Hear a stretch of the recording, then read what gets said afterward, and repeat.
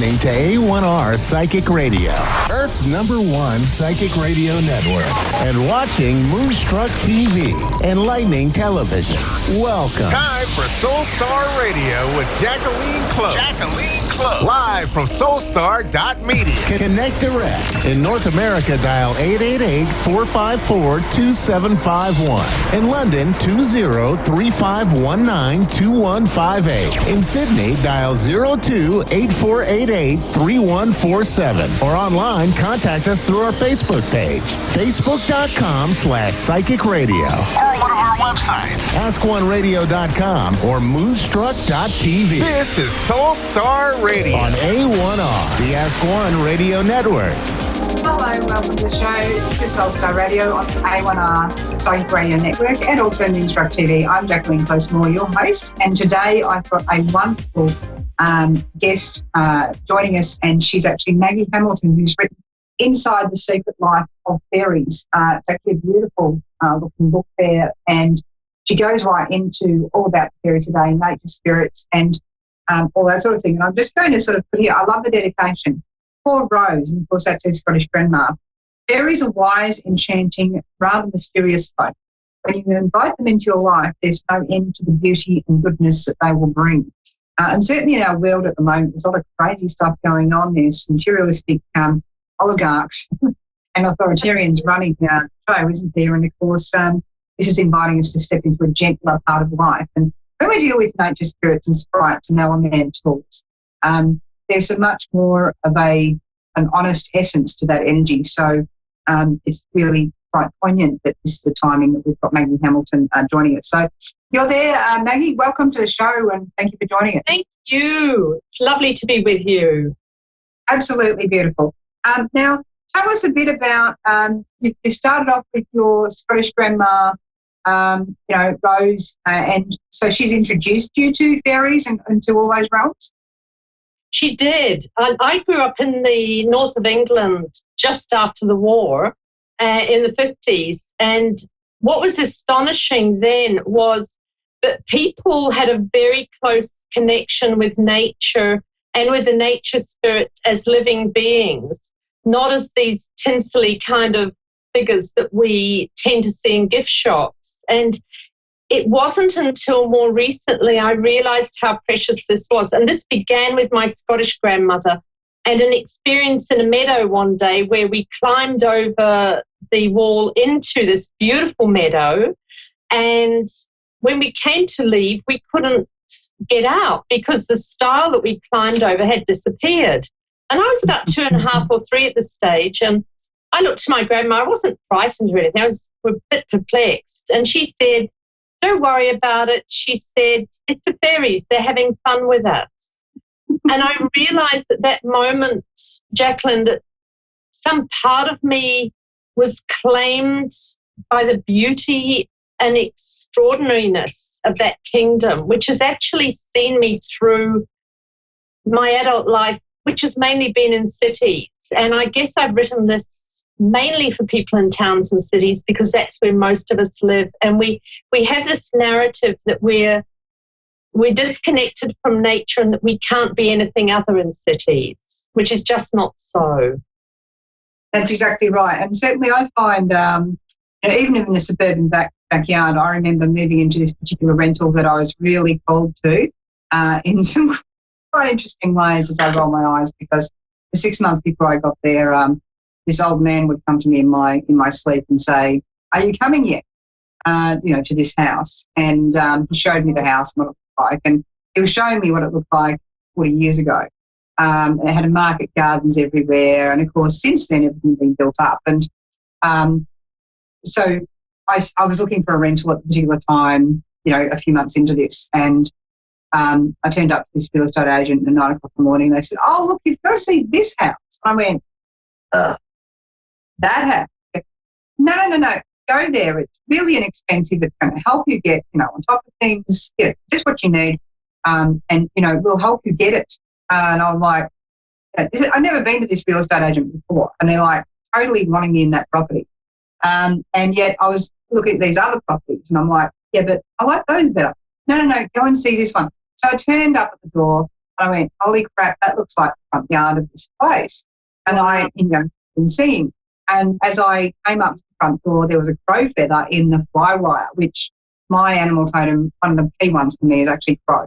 And I'm like, oh, here we go. So I opened the door and I heard the same man's voice go, well, it took you long enough, darling. I went, well, how long have you been up for rent? And he goes, 5 months. He said, what took you so long? And I'm like, here we go. All right. What I really didn't like about the place was it was at the end of a T intersection, which in feng shui terms is like, and there was a lot to fix in that place on an energetic level. But what I found most interesting in this suburban backyard was the fairy ring. And that's the fairy ring in the grass. And I'm like, okay, better apply for the place, got it straight away. Yeah, that is so beautiful. And I think the exciting thing, because we know that the planet is really suffering at the moment with, the environment and our total lack of love and care for it. But what is so wonderful is that we all have places in our towns and cities in nature where we feel really at one. And what I encourage people to do is to spend time in that sacred place and to get to know the trees, the rocks, really intimately as we would a friend, a lover, or a small child. Take note. And that is when we start to cross over into the vibration of the fairy, because there's not a person on the planet who has experienced the fairy realm, not just once or twice, but most of us have experienced it 100 or more times, but we just did not realize what we were touching. And that, I think, is terribly exciting. It really is. I love your analogy as well about the fairies deciding to not let you out the gate of the garden. Yes, yes. And I think the thing is also for me, fairies do manifest themselves sometimes as little figures with butterfly wings, but for a lot of people, they may never see a fairy, but they're experiencing that vibration. So every time we have a beautiful moment, aha moment in nature that just captures our soul, a sunset, a drop of a dewdrop, whatever it is, when all of us expands, that is when we touch the realm of the fairy. And then we have to ask ourselves, well, why is this happening? Because we tend to have this naive view that fairies are just there to kind of give us a bit of a thrill. They're doing that because they're calling us to be back into oneness so that we can actually be more useful on the planet. And so what I see, all these beautiful experiences we've had from being very little, it's kind of like the squirrel that gathers up the nuts in winter. We gather up all these beautiful experiences, we hold them in our hearts. And then when the wintry times come, which they do for all of us through our life, because that's part of the growth, we don't like it, but that happens, we have that warmth. And also if we have those places in nature we can go to, if I'm feeling incredibly sad or whatever, I will always, if I can, go to my parks and places in Sydney, and I'll sit under a big old tree because I know they know me. I know they can read my senses, and I know that I will get healing there without having to have the big narrative. So there's some really powerful stuff we can be working with here, Jacqueline. Absolutely. I find also that I can see, the spirits coming up out of the water, the nature spirits out of the water, and like whether it's in a river, whether it's in the sea. And do you sort of see those sorts of things and perceive them as well? I do. I feel them more than I see them, but I do see them from time to time.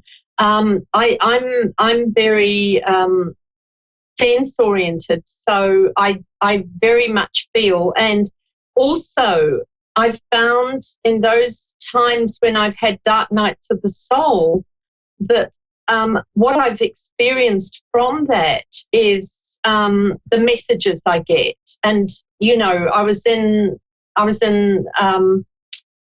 outside of Tucson at one stage and went to see those incredible cacti that we associate with cowboys, you know, the beautiful big cacti, the saguaro, which are about 20 feet or so high. And it had been a big time, and I just found myself drawn to this saguaro and particular cacti, and it said to me, you know, each of us, and by that stage they've grown for years and years to get to that point, they said, you know, we support so many different life forms, each of us, but we can only do that because we have our spikes. And our spikes are there as boundary keepers, and you need to have a look at your boundaries, which was just what I needed to know at the time. But such a practical that I cannot help support others if my boundaries are not in place. Yeah. And that's what I love about the wisdom. It's so practical. It's immediately applicable for us.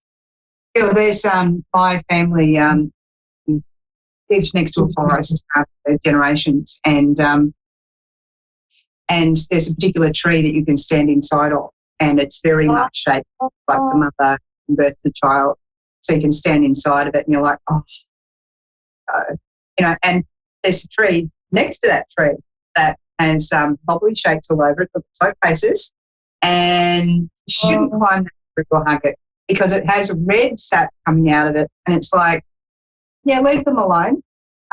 And you could come in touch with a lot of energies in that particular forest, and that's the forest we used to for generations. You'd see like 4 generations of us walking right through the forest from way here to way over to that town to buy all the supplies and flour and stuff like that for 2 weeks, and walking all the way back again. And pretty much everything else we ate was, you know, in the garden or something like that. And my mother was the last generation in my family to take that walk. But I remember one particular time walking in the forest with a girlfriend.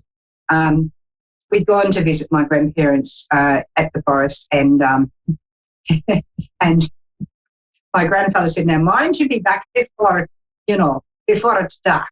And, we got back after dark, and he went right opposite us, and he said, you've brought it back with you. And, I remember that when we were in the forest walking and it's just on dark, and I said, we really have to turn back now. And my girlfriend was very adventurous and, no, let's keep going. I said, no, I'll be in a lot of trouble and there'll be something that's not right in here.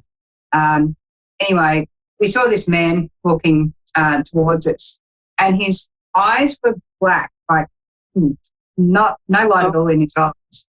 And as he walked straight past us, we turned around and he wasn't there.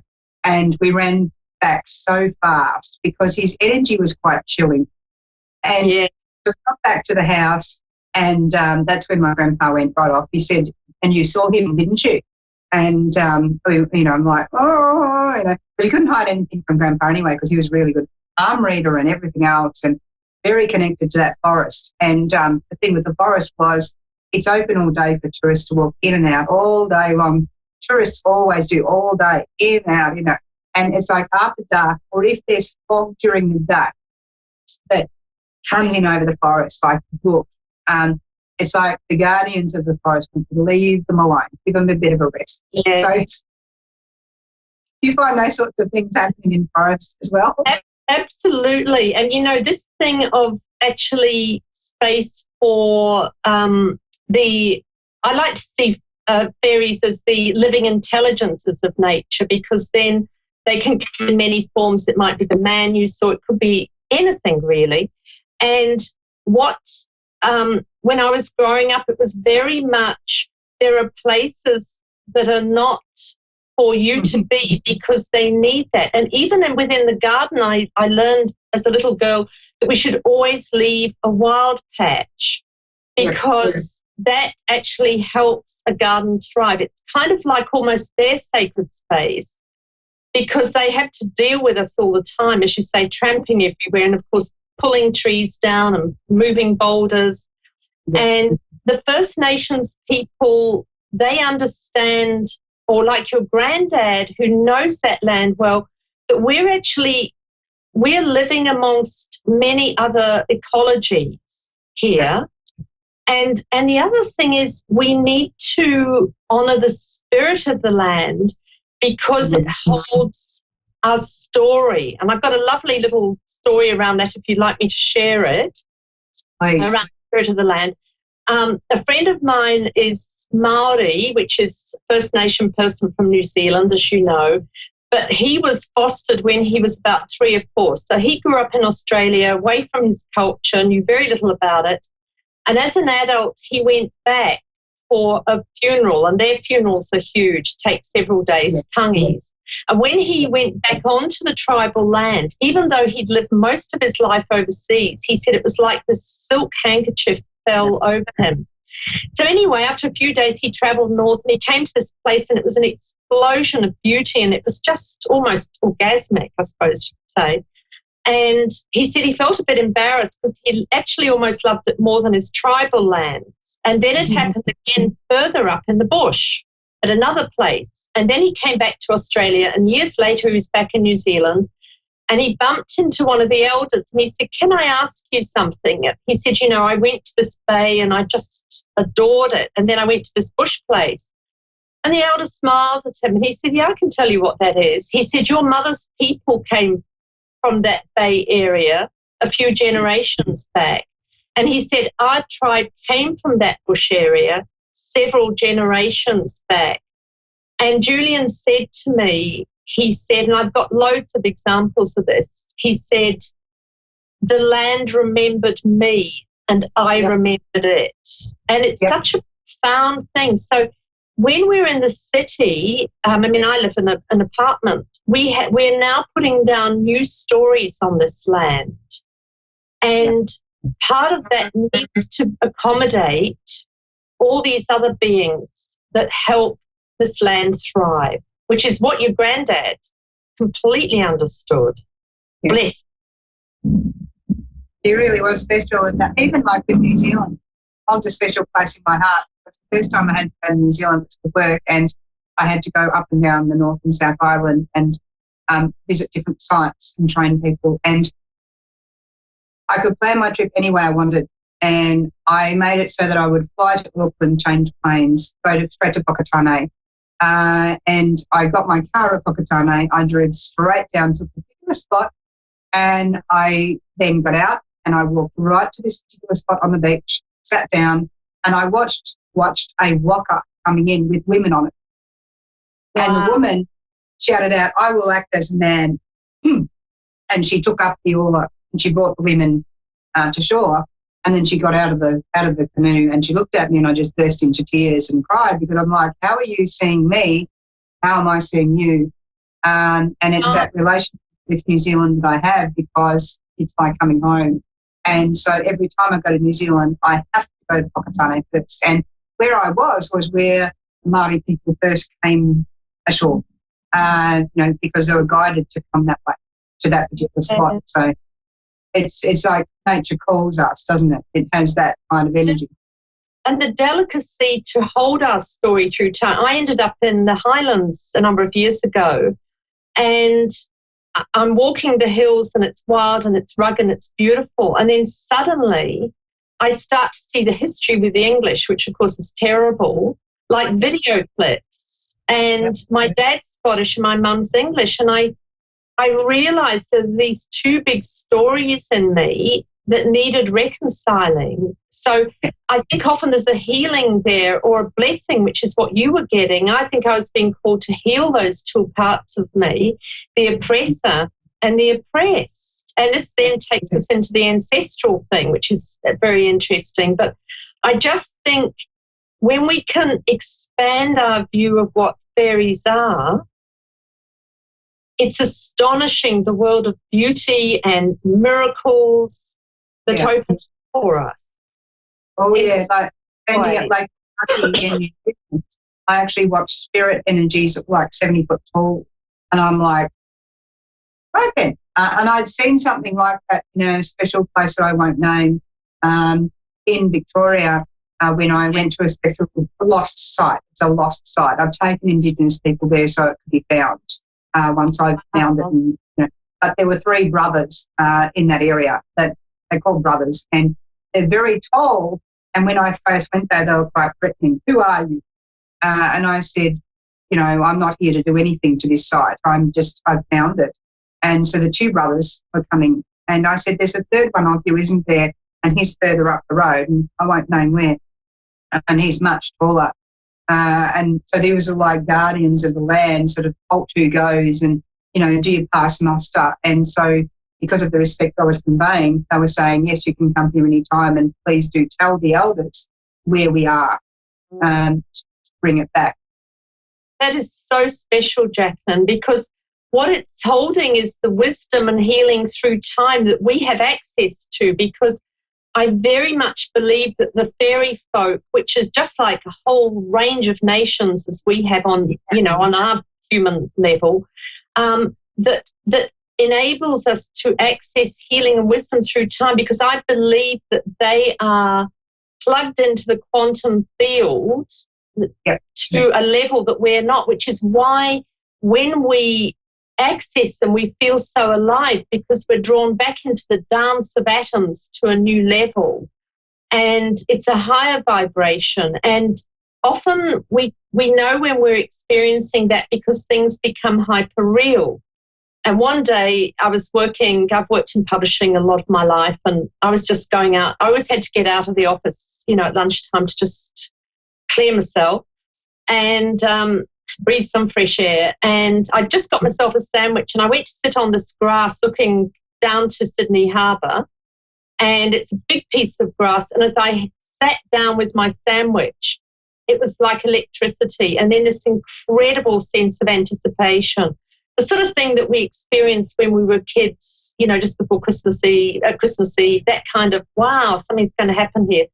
And the next minute, I just had all this life energy, and the green of the grass was a green I have never seen. And it was as if I was experiencing the life energy of every blade of hundreds of thousands of blades of grass. And yet around me, people were having lunch. There were babies and mothers. And I don't know how long it lasted, because you go into the eternal now, and then it's over. And I'm back there clutching my sandwiches. And it's just very exciting.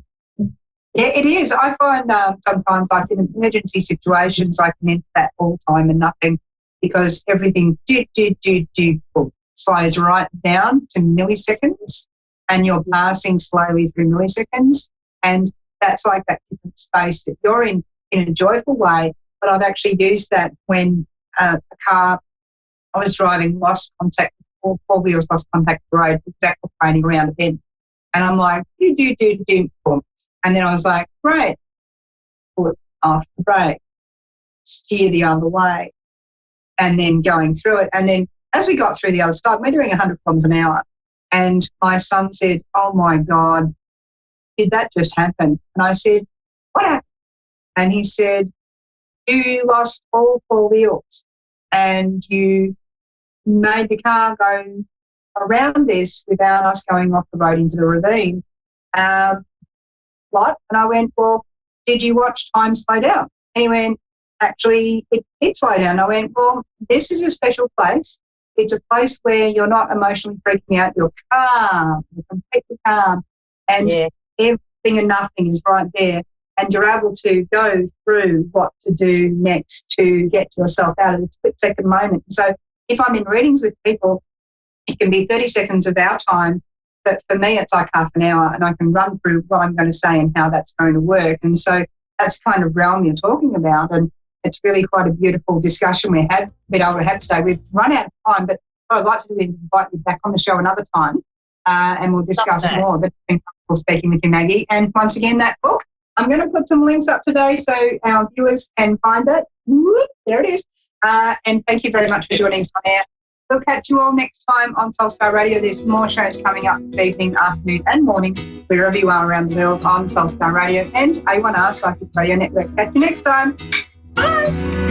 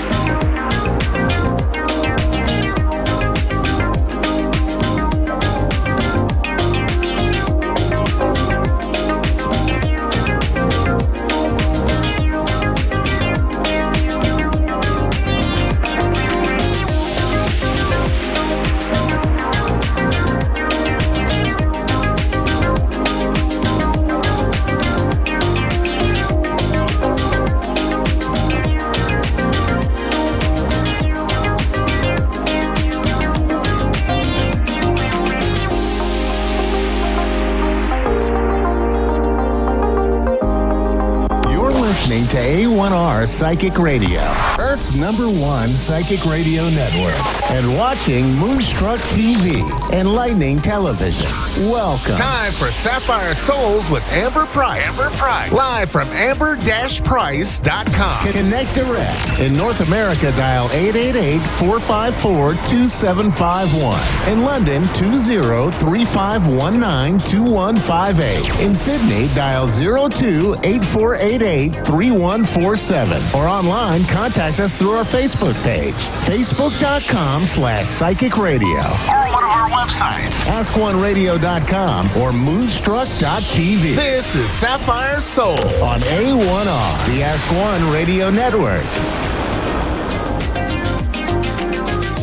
Hello, everybody. Thanks for joining us and Happy New Year. This is our first show for Sapphire Souls for 2020. So I hope that most of you had some time to reflect and some time to really, ground yourself. Maybe you spent time with family and friends, or maybe you got to actually have some alone time. Whatever it was, I hope that you got what you needed.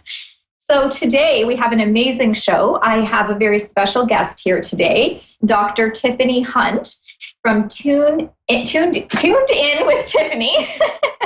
I can't speak in 2020. Dr. Tiffany Hunt is a registered clinical and health psychologist and certified sound therapist.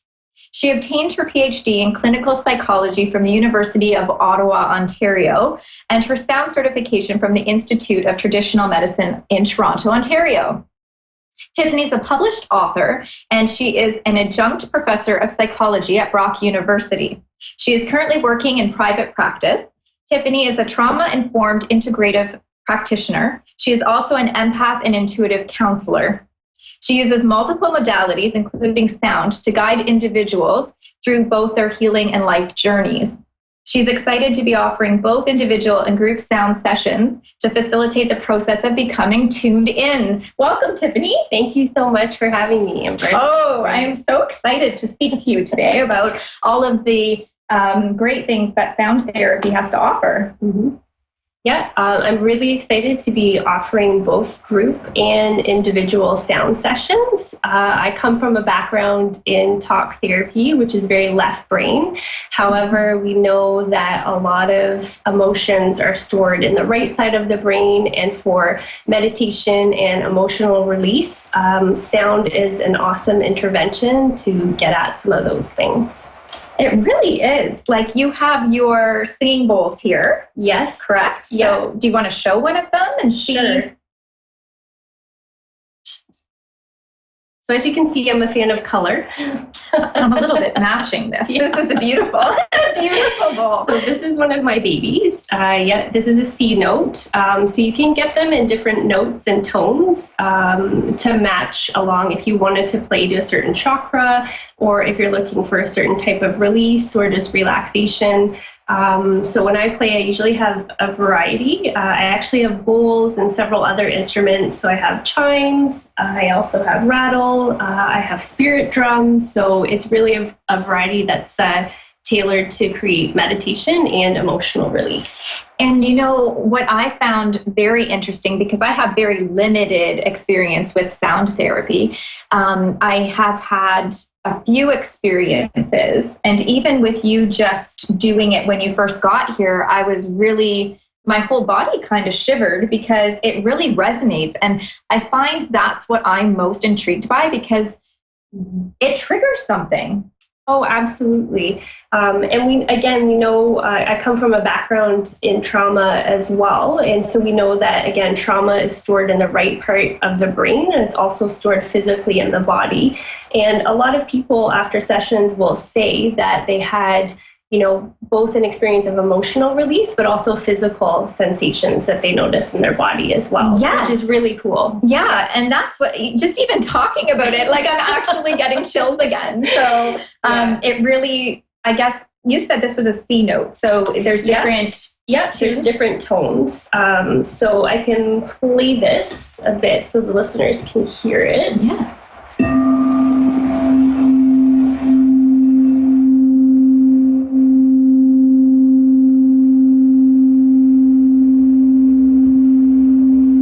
So she'll keep singing. for a while. Wow. Yeah, and then I also brought the spirit drum, which is a really pretty tones too.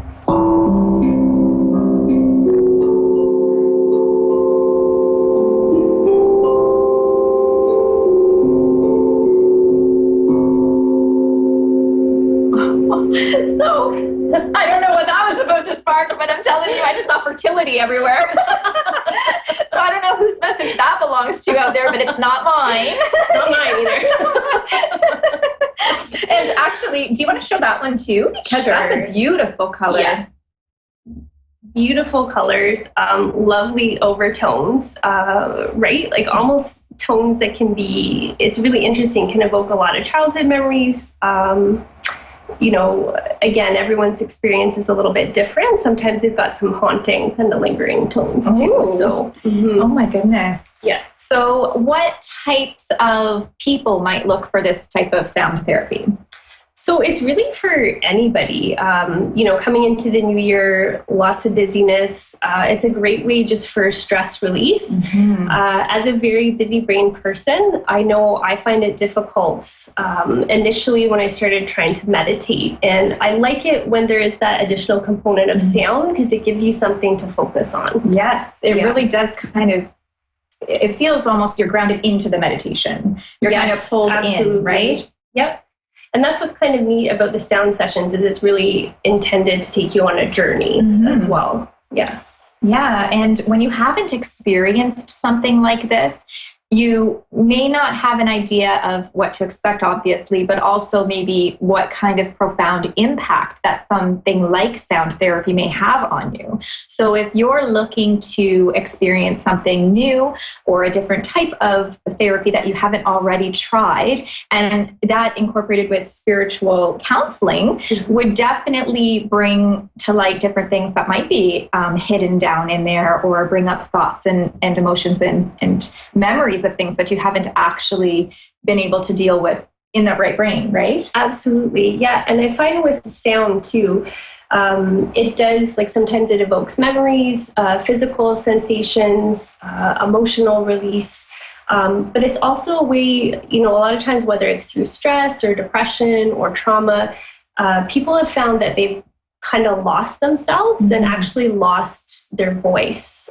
So it's a nice way, you know, to reconnect with your voice and also, right, like to empower yourself.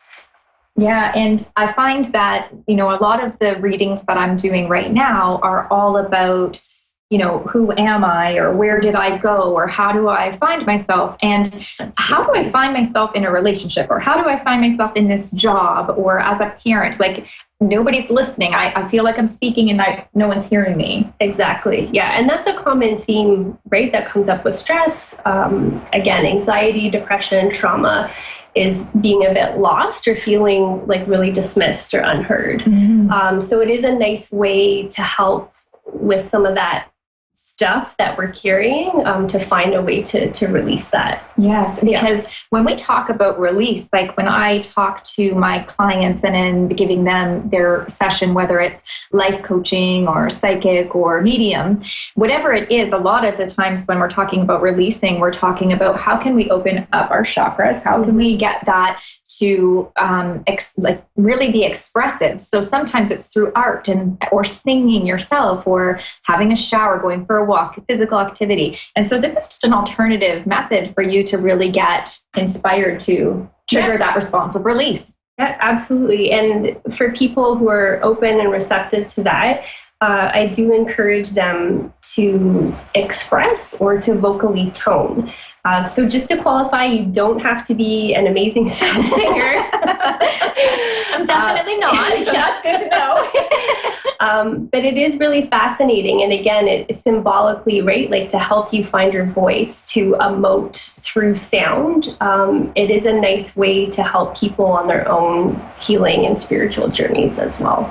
Yes, because when you think about it, one of the main things, like look at how big the music industry is. Absolutely. Like music is something that a lot of people resonate with. You know, I myself, if I need to have some time alone, I go for a drive in my car and I listen to my music. And so when you think about that even that type of music will bring up those emotions or memories or give you that, okay, I feel okay now, I'm grounded, I can come back to reality for a few minutes, right? Yeah. Yeah. And it's just interesting too, because you notice when, like with little kids, right? Like they'll just sing or they'll hum when they're happy. And, you know, a lot of adults seem to have lost that. Yes. So I encourage people again, you know, start singing again in your car, start singing in your shower, do what you need to do to reconnect with your voice again.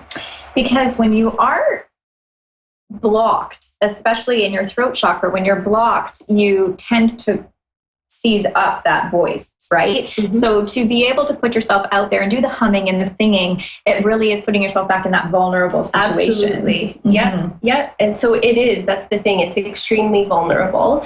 And I know when I've invited people to tone before, they're like, what? You want me to actually sing or tone with the both? Yes. Yes, I do. Come outside your comfort zone. Yeah. But it is nice, again, and it helps with that sense of finding your voice with empowerment again, right? And finding your sense of self. So how can we find you? Like, how can we find what services you're offering? Like, what types of experiences might one expect? Sure. So right now I'm offering some group sound bath sessions I have a couple events coming up through Empower Yoga in Grimsby. You can find me at Tuned In with Tiffany on Facebook and email tiff@tunedinwithtiffany.com. So I am running some group sessions there. I also do individual sessions. So most times people just contact me through email. So whether it's done at a facility or through home, we arrange it that way. Great. And of course, Tiffany is in Grimsby, Ontario, Canada. And so you can connect with her through any of those social media outlets and or send us any questions that you might have, you know, absolutely. Contact us. So what are we looking at when we were talking about the release? What are your kind of insights as an intuitive counselor into what our viewers might hear or expect, or what the first couple months of 2020 might bring for them? Yeah, it's definitely, whether you want to say it's a time, I don't know if I'm a fan of resolutions or more, right, like intention setting. Yes, so kind of taking that time to reflect, like we're just coming off winter solstice, right, which is a good time to release anything and also to set new intentions as well. So yeah, and I find for a lot of people, right, like stress comes up quite readily, and just looking at, how busy our lives are, and sometimes this notion, right, like more is better and filling in our day.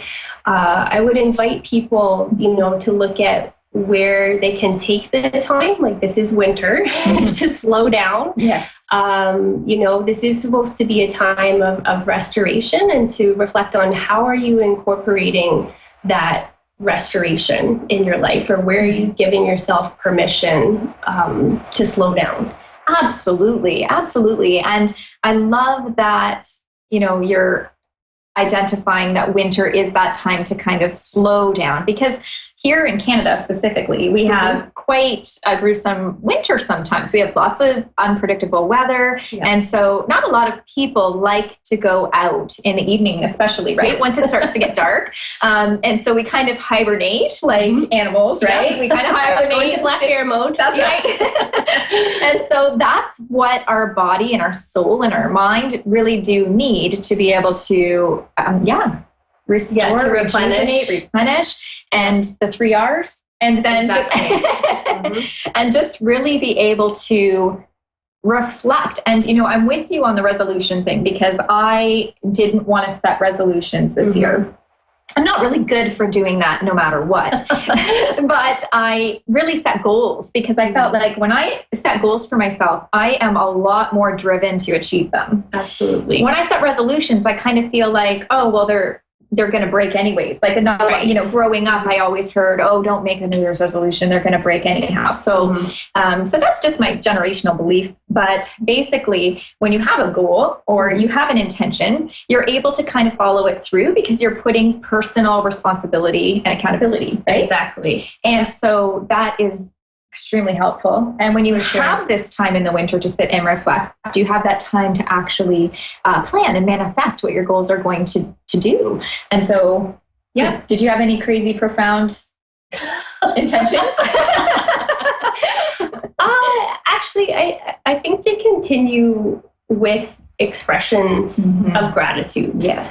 I offered, a sound session for veterans and first responders. And I found when it, again, operating from that place of giving back and, offering something to help the helpers, it was just really nice and well received. And again, I think following through with that throughout the year, finding things to be grateful for and finding means of expressing that gratitude as well. Absolutely. I think that's just a wonderful thing that you did to offer to them, because I find that industry, the first responders, veterans, it is something that, that is an industry in which people can use that sound therapy to do the release, to release all of that stuff that they're kind of holding in their soul. Yep. So that is amazing that you do that. Now, when you are looking at setting an intention for a spiritual wellness, and we're talking about the left brain, the right brain, what would some complementary things do? Like for mindfulness versus sound therapy, what kinds of things might our viewers benefit from if they're thinking about doing the whole body, mind, and soul? Well, I think just starting out with the recognition that the two are connected. Yes, absolutely. You can't separate out mind and body. Yeah. Your physical health is also going to capture, right, like your mental well-being and vice versa. So I do find that a lot of time people have become quite detached from their bodies and don't even recognize where they're carrying their own physical stress. So through mindfulness-based practices, right? Like even a general body scan, like head to toe or toe to head, just checking in, like, what do I notice in my body at all? Yes. And again, it is taking that and giving yourself that permission to pause, to do just that. Take the opportunity to notice things. Yes. And not just within your body. Like I feel, again, it's rush.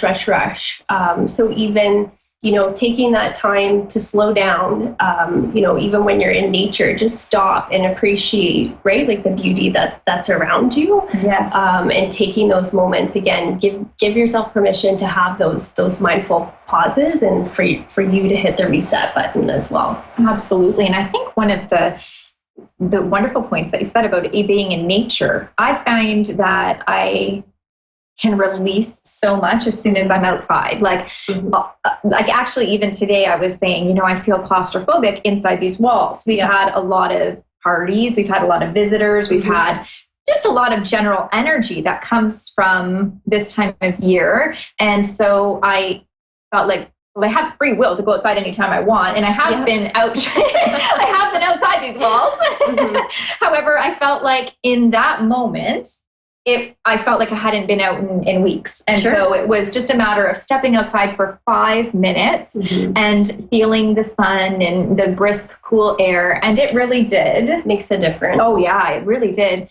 Now, will you be offering sound therapy sessions in a forest bathing type environment? That's a goal. Yeah. Now, speaking of intentions and goal setting. Yes, I have done sessions outside before, and I do feel like there's just that heightened connection with nature, with spirituality. So yeah, a great segue and nice. Yeah. We're just generating the ideas. That's here. right. Yeah, we're manifesting as we speak. So for sure, I would love to do something like that. In spring and also with summer solstice coming up too, right? Like that. That would be great to set that up. That's amazing. And you know what I just saw you doing? The spiritual people are coming now. I just saw you offering sound therapy to school-age children, like where you go into schools and offer, some sort of expertise or for sure. Yeah, I just saw them doing. Sorry. So apparently it's going to happen at a school. That's right.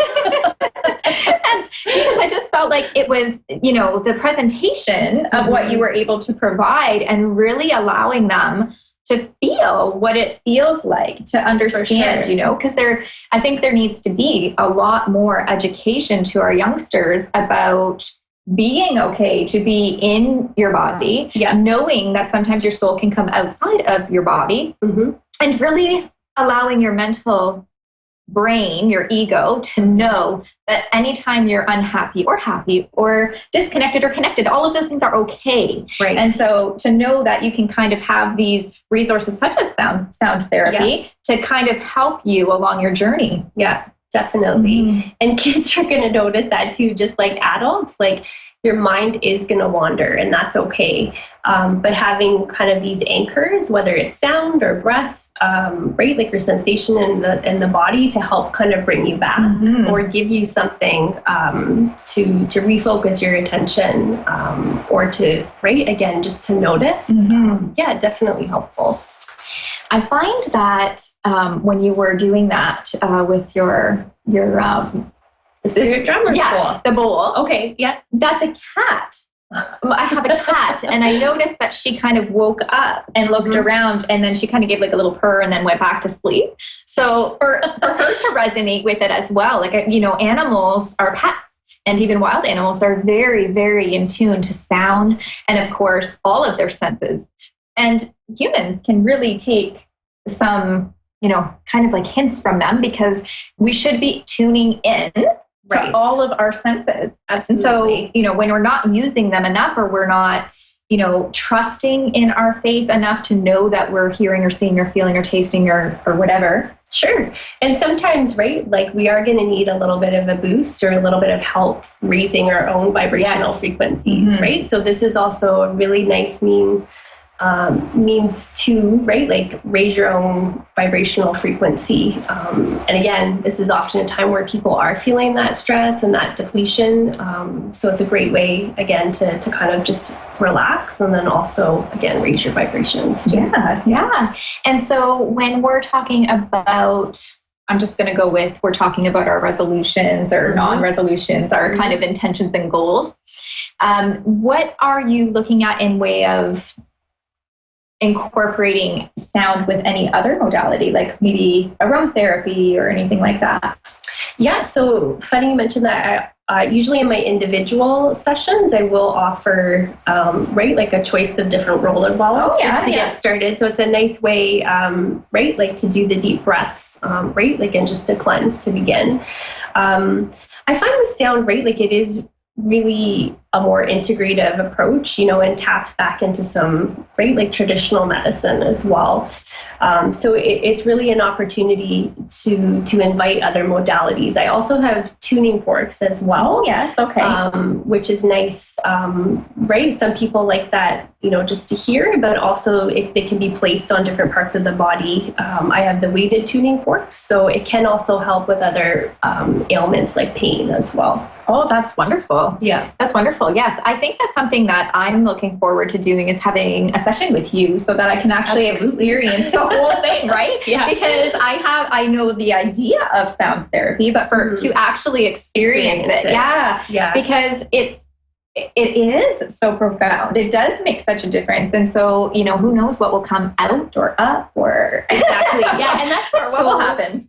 Fascinating is, like, when it's in a group setting, I will invite people and suggest a couple of possible intentions. We agree upon intentions as a group, but of course I always encourage individual intentions as well. When I work individually, again, we generate some ideas, and then the individual selects, their intention for the session.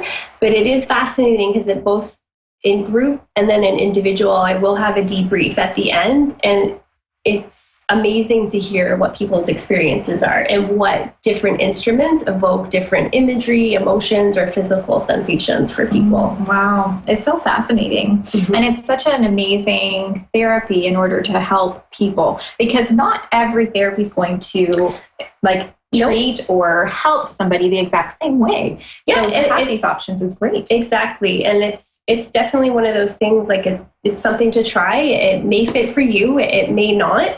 But again, it is a nice way, right, that it's not as physically demanding, right, as going to a yoga class. Yes. Like basically all you have to do, if you can lay there and breathe or sit and breathe, you are all set. Yes.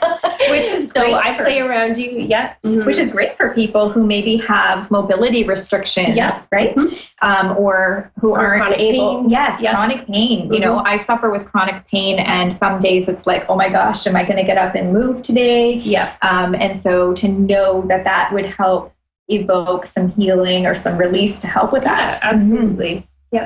So just quickly, do you do any couples sessions? Like right now, the reason I'm asking is because 2020 is kind of hitting and everybody is saying, what am I doing in my relationship? How am I supposed to blend with somebody? How is this supposed to work? And so I think these are just normal questions, regardless of what year it is. Yeah. But is sound therapy something couples can do together?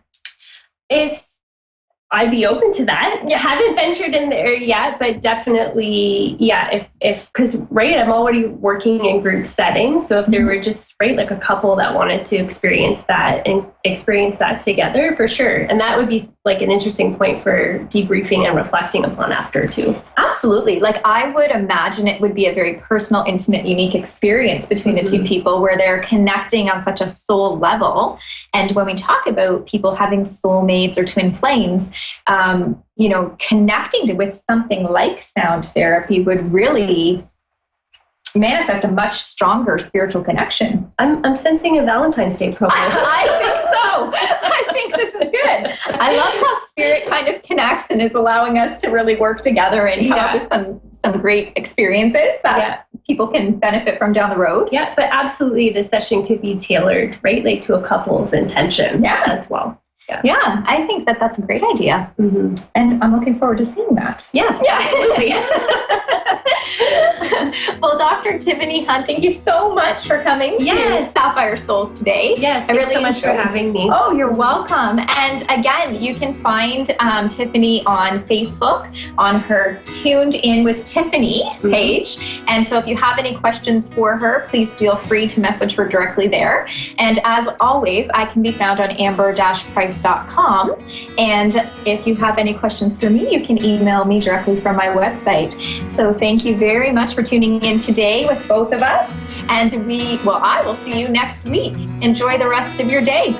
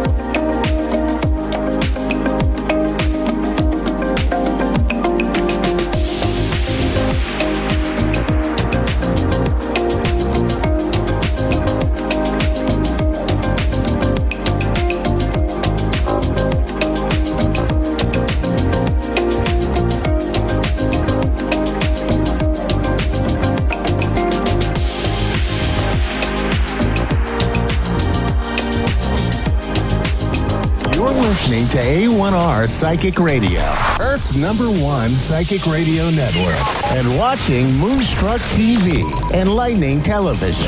Welcome. Time for the Ask Rebecca radio show with Rebecca Russo. Live from AskRebecca.guru. Connect direct. In North America, dial 888-454-2751. In London, 20-3519-2158. In Sydney, dial 02-8488-3147. Or online, contact us through our Facebook page, facebook.com/psychic radio. Or one of our websites, askoneradio.com or moonstruck.tv. This is the Ask Rebecca radio show on A1R, the Ask One Radio Network. Hi, everyone. Welcome to the Ask Rebecca radio show. Thanks for joining me. I hope everyone had a great week. Life has been pretty hectic over the last several days. You may have felt like you were super busy the whole time and at the same time felt like you didn't get much accomplished at all. So there may have been periods where you felt time was going by extremely quickly, while other times it felt like time wasn't moving at all. And you may have even experienced this within the same day. Maybe in the morning, things felt like they were flying by. And then by the time you hit the afternoon, it's just creeping. For me, myself, there were a couple of times where I would look at the clock and I felt like at least a half an hour or more went by and 2 minutes went by. So it was kind of a weird week for me with that weird time stuff. But let's see. You may have even experienced a feeling of magic, right? It just also had times and moments throughout the week where it just kind of felt like there was this magical energy around. You may have seen some wonderful manifestations in your life, lots of intense energies, good or bad, around relationships of all kinds, money and self-esteem. You may have even been making some important decisions. Maybe you were launching new projects, maybe you launched a business, or you were taking action steps towards goals that you've set for yourself. You may have had periods of optimism, courage, support, changing your mind, taking some risks. Maybe there were some surprise opportunities that popped up as well, new pursuits and hobbies that maybe you started getting into as well. Physically, you may have had periods of high energy and then periods of really low energy, or it could have all again simultaneously happened in the same day where you wake up, you're feeling really awesome, you're feeling super great, you've got a lot of physical energy, and then within a couple of hours, you're just like, I got to take a nap. Or it could be the other way where you just really felt like you didn't get much sleep at all, and you wake up in the morning and you're feeling groggy, lethargic, and then by the time you get up, then things start to get going, and then you have high energy.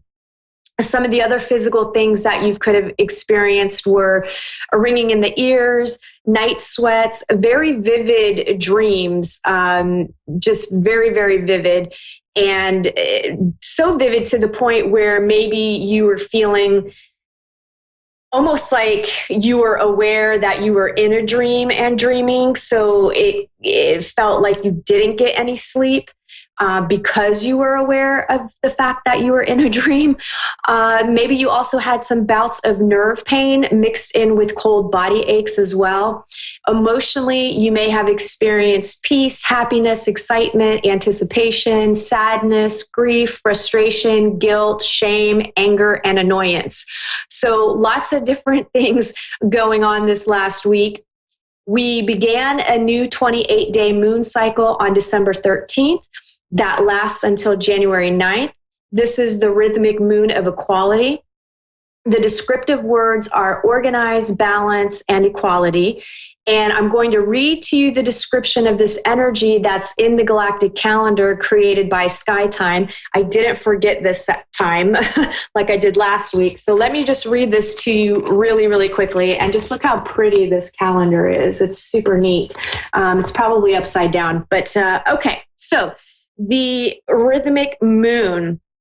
And what it says is, all life on Earth, including the rhythms of our body, are influenced by the rhythms of ever-changing combinations of celestial movements. Daytime, for example, offers high energy of the sun for outward exertion and communication.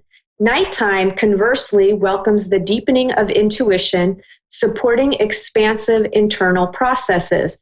By noticing the fluctuations of nature, we can receive the support of its cycles to enhance our endeavors. As we give attention to our personal rhythms, we can actualize deeper levels of organic balance, both physically and emotionally.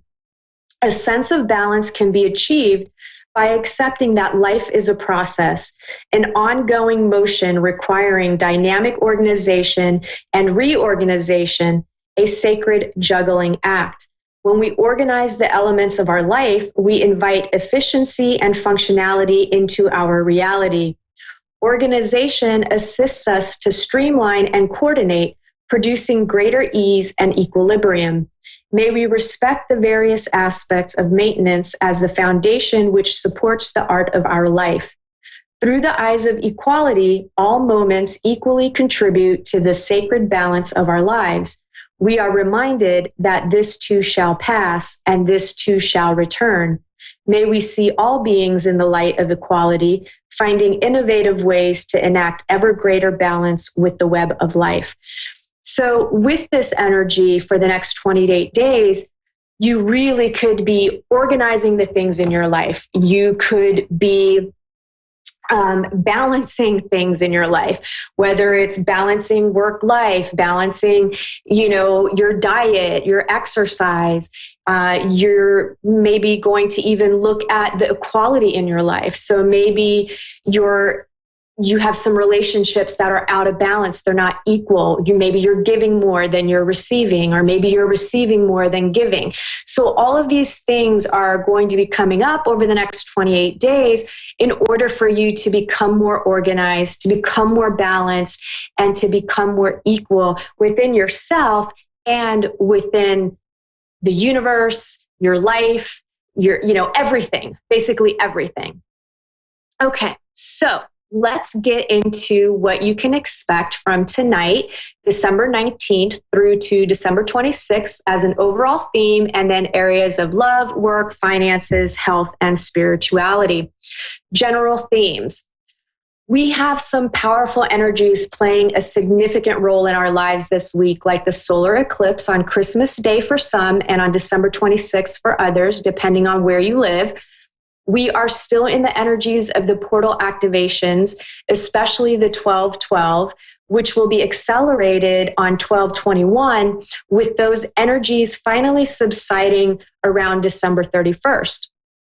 And if you've been experiencing weird time anomalies, feeling like you're in a different world or immersed in the here and now, you're going to see that increase. I guess the best way that I could say it is the twilight zone, or maybe you're just feeling off in some way. What is happening is timelines are merging into oneness, meaning all the aspects of your soul living parallel lives in other dimensions and realities, past, present, and future, are all becoming one. So you can awaken to who you really are, and it takes time to realize the big picture of what is happening to you. But with each passing day, you will understand more clearly what exactly is going on with you, why you're having to maybe purge and face all the things from your life leading up to this point that might have been challenging and difficult. So it's a lot of emotional purging. It's a lot of things being cleared away out of our lives that no longer serve us for our highest good. And it's really about making a choice to follow the path of the light and service to others, or follow the path of the dark to service to self. And ultimately, you will know the truth of what is going on in our solar system that has been hidden from you for your entire lifetime. So there's lots of revelations that are going to be coming forth over the next several years. And I feel like 2020 is really the jumping off point for that. This week, you may feel ambitious and have the energy to see things through to the end. You may encounter a few tests from the universe to gauge how badly you want to succeed. Do not give up, right? Do not give up. It's when we set an intention and when we set goals for ourselves, there's always an obstacle or a challenge that will pop up almost immediately. And it really is a test of like, do you really want this bad enough? Do you really want to be your own business owner? Okay, well, are you going to be able to stay the course? Are you going to not take one mistake or a failure as a defeat and just quit, right? So something will always come up to kind of test you. And I feel like this is going to be coming up this week, especially if you are forging ahead with plans and ideas. And I'm getting for some of you that there is a strong need to allow yourself new adventures, new ideas, and new approaches to life. You just need new. Some of you have been so stuck in stagnant energy and just isolated yourselves, and you're not living, you're afraid to try things. I mean, even something simple as a new restaurant, right? So really take a look at those things and allow something new. Take one action step into the direction of something new. Just one little one, and that will carry a huge momentum for you in 2020. There may also be issues and tests coming up with trust, privacy, your intuition, miscommunication, agreements, basically agreements being broken, and disappointments around things not being as good as you believed. Sorry, I'm a little bit cold, okay? So I'm in Florida, and Florida is always nice and warm. Even during the winter months, it's pretty comfortable. And today was a cold day, and I'm like chilled to the bone. So I feel like I'm sitting here shaking. I really wish I would have like some hot chocolate right now. Okay, anyway. Issues that you healed from the past could bring about some happy manifestations in your life, along with hard work that you've put in. You could see shakeups in love, money, security, identity, self-expression, and self-esteem, along with major healings. You'll see an end in sight, or the light at the end of the tunnel, to any challenges that may pop up for you this week. Big news and or signs of big changes to come in areas of your perception, opinions, work, career, income, authority, bosses, fathers, and anything connected to those things that I just talked about out in the world. And a message coming through for everyone that I was told to absolutely share is to remind you that you are divinely protected. And I feel like somebody might need to hear that more than others, but we are all divinely protected. Work, for those of you employed, it's a combination energy here this week of receiving lots of support at work from coworkers or your boss, while at the same time dealing with frustrations because there may be someone throwing up obstacles and making the workflow more challenging. And this person just seems to want to make life difficult and could be doing it deliberately, while some may be doing it unknowingly. It just depends on your situation. Make sure that person isn't you. And for some of you, I just feel like it's your boss. Work, for those of you that are looking for a job, some of you may finally hear back from a place that you applied to a while ago. I feel like a few companies will be doing callbacks right before Christmas as a way to give you hope, right? It's just a way to give hope. And there will be a few of you dealing with delays and obstacles due to the interviewer or person in charge of hiring throwing up obstacles, and it's going to be that person that's a pain at work, right? Stay calm, cool, and collected, giving rational reasons as to why you should be hired. And I feel like that will work in your favor and you will get hired. Love, for those of you in committed relationships and dating seriously, I'm receiving messages of love and affection for most. Those of you unhappy, I feel like this is a time that you're really evaluating your next move and whether or not you will continue on in this relationship after the new year. I do feel some of you are making plans to leave once you are in the new year. I feel like you're waiting for the holidays to pass. And some of you may be dealing with a mother-in-law who is getting too involved or pushy in your relationship. Feel like maybe the mother-in-law is stirring up some drama there. And then others could be dealing with a third party, possibly a child, or maybe even like a secret affair or something. Those of you that are single and looking for love, I feel some of you need to let the women in your life know that you're single and looking. I feel some will be meeting someone new and very interesting, possibly through an older woman. And lastly, I feel someone new bursting into your life who is full of life, full of adventure, and that you have a lot in common with. So make sure that you're still actively out there. If you get some invites with friends to Christmas parties, go. You never know who you're going to meet. finances, I feel increase for some, while others are working through issues of overspending or penny pinching. Practice moderation and balance, right? Because that's what we're going to be doing the next 28 days. Health overall, I feel like everything is going well for most everyone. And then some of you need to take action to improve your health. Take control of your health through a lifestyle change. I also feel fertility. So some of you may be getting pregnant very soon, especially if you've been struggling. And I also feel a small handful of you may need to go see a female practitioner to help sort out your issues.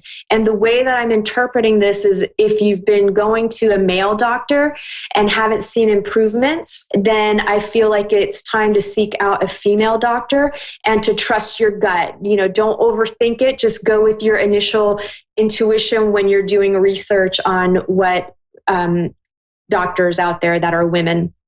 And this has nothing to do with the sexes. I think this message is probably for somebody specific, that I feel like you're being guided or led in that direction so that you actually end up getting the help that you need. Spirituality, someone may try to convince you or dominate you spiritually by making you believe they have all the answers. Lots of creative energy flowing through you this week to help you create. Remember that you are part of creation itself, the creator, and you are powerful in love and creation, and you could do anything that you set your mind to. Anything, anything, anything. So just pursue whatever is in your heart. That wraps up this week's intuitive messages. Let me get into tonight's caller. I have Sue in Jacksonville, North Carolina. Hi, how are you? Hi, Rebecca. I'm wonderful. How are you? I'm doing all right. I think I got to turn up my volume. Hopefully it doesn't give too much feedback. How can I help you tonight, Sue? I don't even know how to say it. I have had a rocky situation happen, and I'm bettering it. I'm in the process of bettering it. But I've had some spiritual things go on in the middle of this, and I was wondering if you could help me with that. So I heard everything up to the last thing I could hear you was in the middle of you're getting yourself out of whatever issue you're dealing with, and there's something else that you're in the middle of? Right. There is there was a death involved with the situation. And I was just wondering if you could tell me anything about that. You're just wondering what? I just came out of a rocky relationship, and there was a death involved in the relationship turning rocky and ending. And I was wondering if you could tell me anything to do with that. With the death or with the... With that being involved in the situation.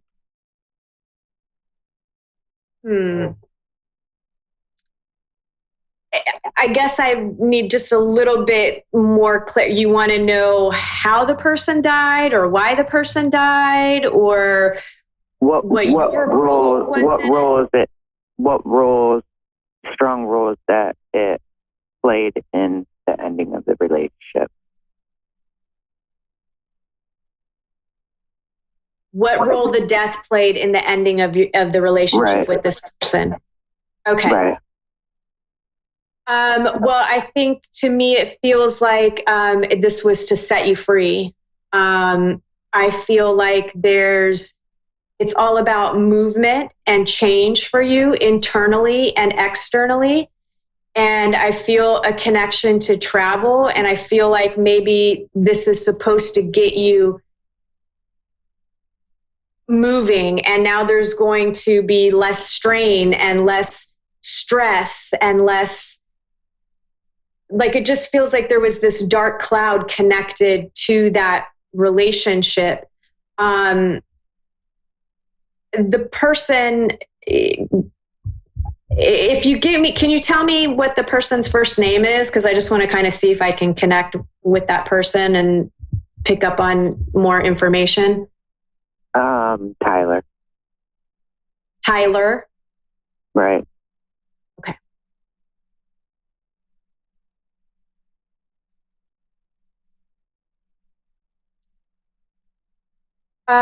Was there, I just feel like there was like that whole situation. I'm understanding you. And okay, you're yeah, making sense. Okay, yeah, I don't want to, I'm just trying to be careful with my choice of words. It just feels so toxic.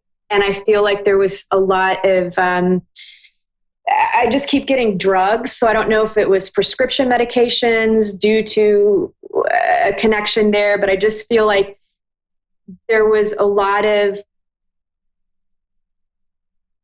I just feel like nothing would have changed. You would have just stayed. Right. You would have kept trying to do everything that you could to support and help. Like you would just be stuck. And I feel like you would nothing would have ever changed. And it's almost, it feels a little bit of like a sacrifice on Tyler's part. But at the same time, it was like setting you free and setting himself free, and it needed to happen. It was important. Right. You nailed it. Yeah. Yeah. And just know there's lots of love coming to you. And basically what I'm getting is that there's more clarity now that he's passed. And there's a lot of love and a lot of apologizing. There's almost, it's an odd feeling because there's almost a feeling of desperation there about forgiveness. Right. And he passed fairly recently, right? Yeah. Yep. Yeah. So I feel like he's still kind of in this weird, there's still a lot of kind of confusion and disoriented a little bit, and not full clarity, but enough clarity to thank you, apologize, begging for forgiveness, taking responsibility on one hand. Exactly. Right. Yeah. So there's a lot. There's a lot to this, and yeah, it runs really, really deep and long. So what I'm getting is you need a complete change in your routine, just complete change. And maybe now I feel like it will be less scary, if that makes sense. Yes, it does. Yeah. It's even though there's some pain there, I also feel like there's relief. And I feel like it's given you the opportunity to be less fearful, and everything that I feel is moving towards improvement for your life. Right. Are you dealing with some health issues? No. Okay, let me see what I'm getting here.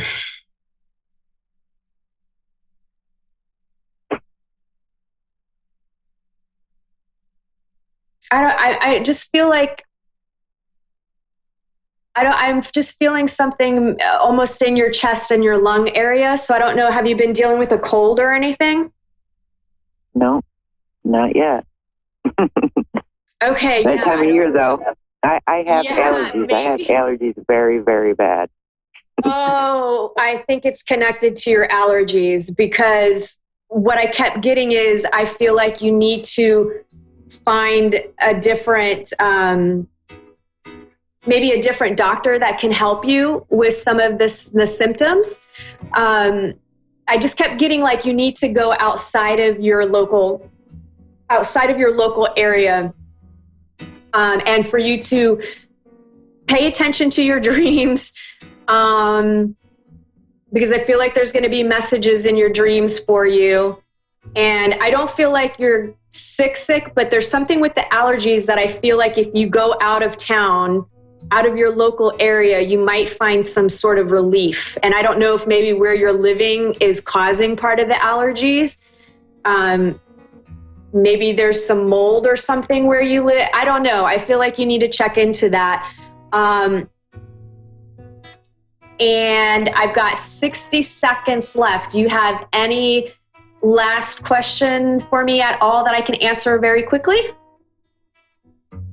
Anything new coming toward me in the good? I feel like a new job, and I feel like move. I don't know if you're traveling somewhere or moving out of the area that you're in, but I feel like there's going to be a change with some sort of job as well, and a change in your routine, and your finances are moving towards improvement as well. And you'll see all of that start happening once we get into 2020, from the beginning through to the summer.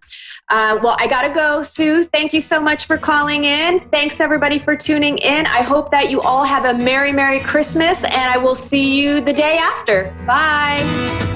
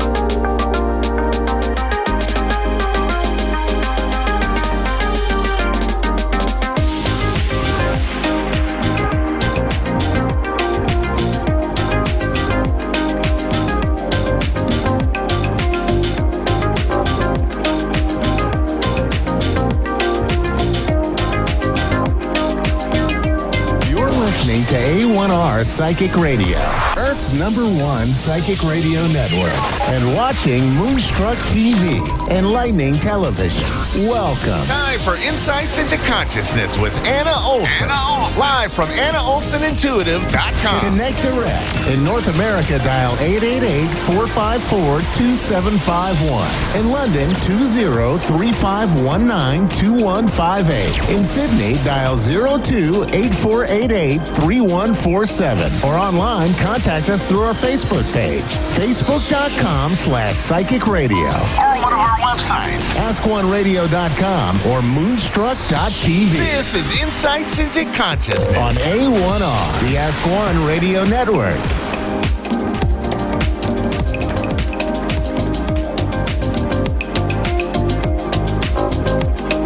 Hi, welcome to A1R. I'm Anna Olson, your host tonight. Insights into Consciousness, my show every Thursday night at 6:30 Pacific Standard Time here in California. I'm in San Luis Obispo, and then we also have that as 9:30 Eastern Standard Time. So everybody can listen all across the United States and the world. And I'm really, really excited to tell everybody tonight about Feng Shui.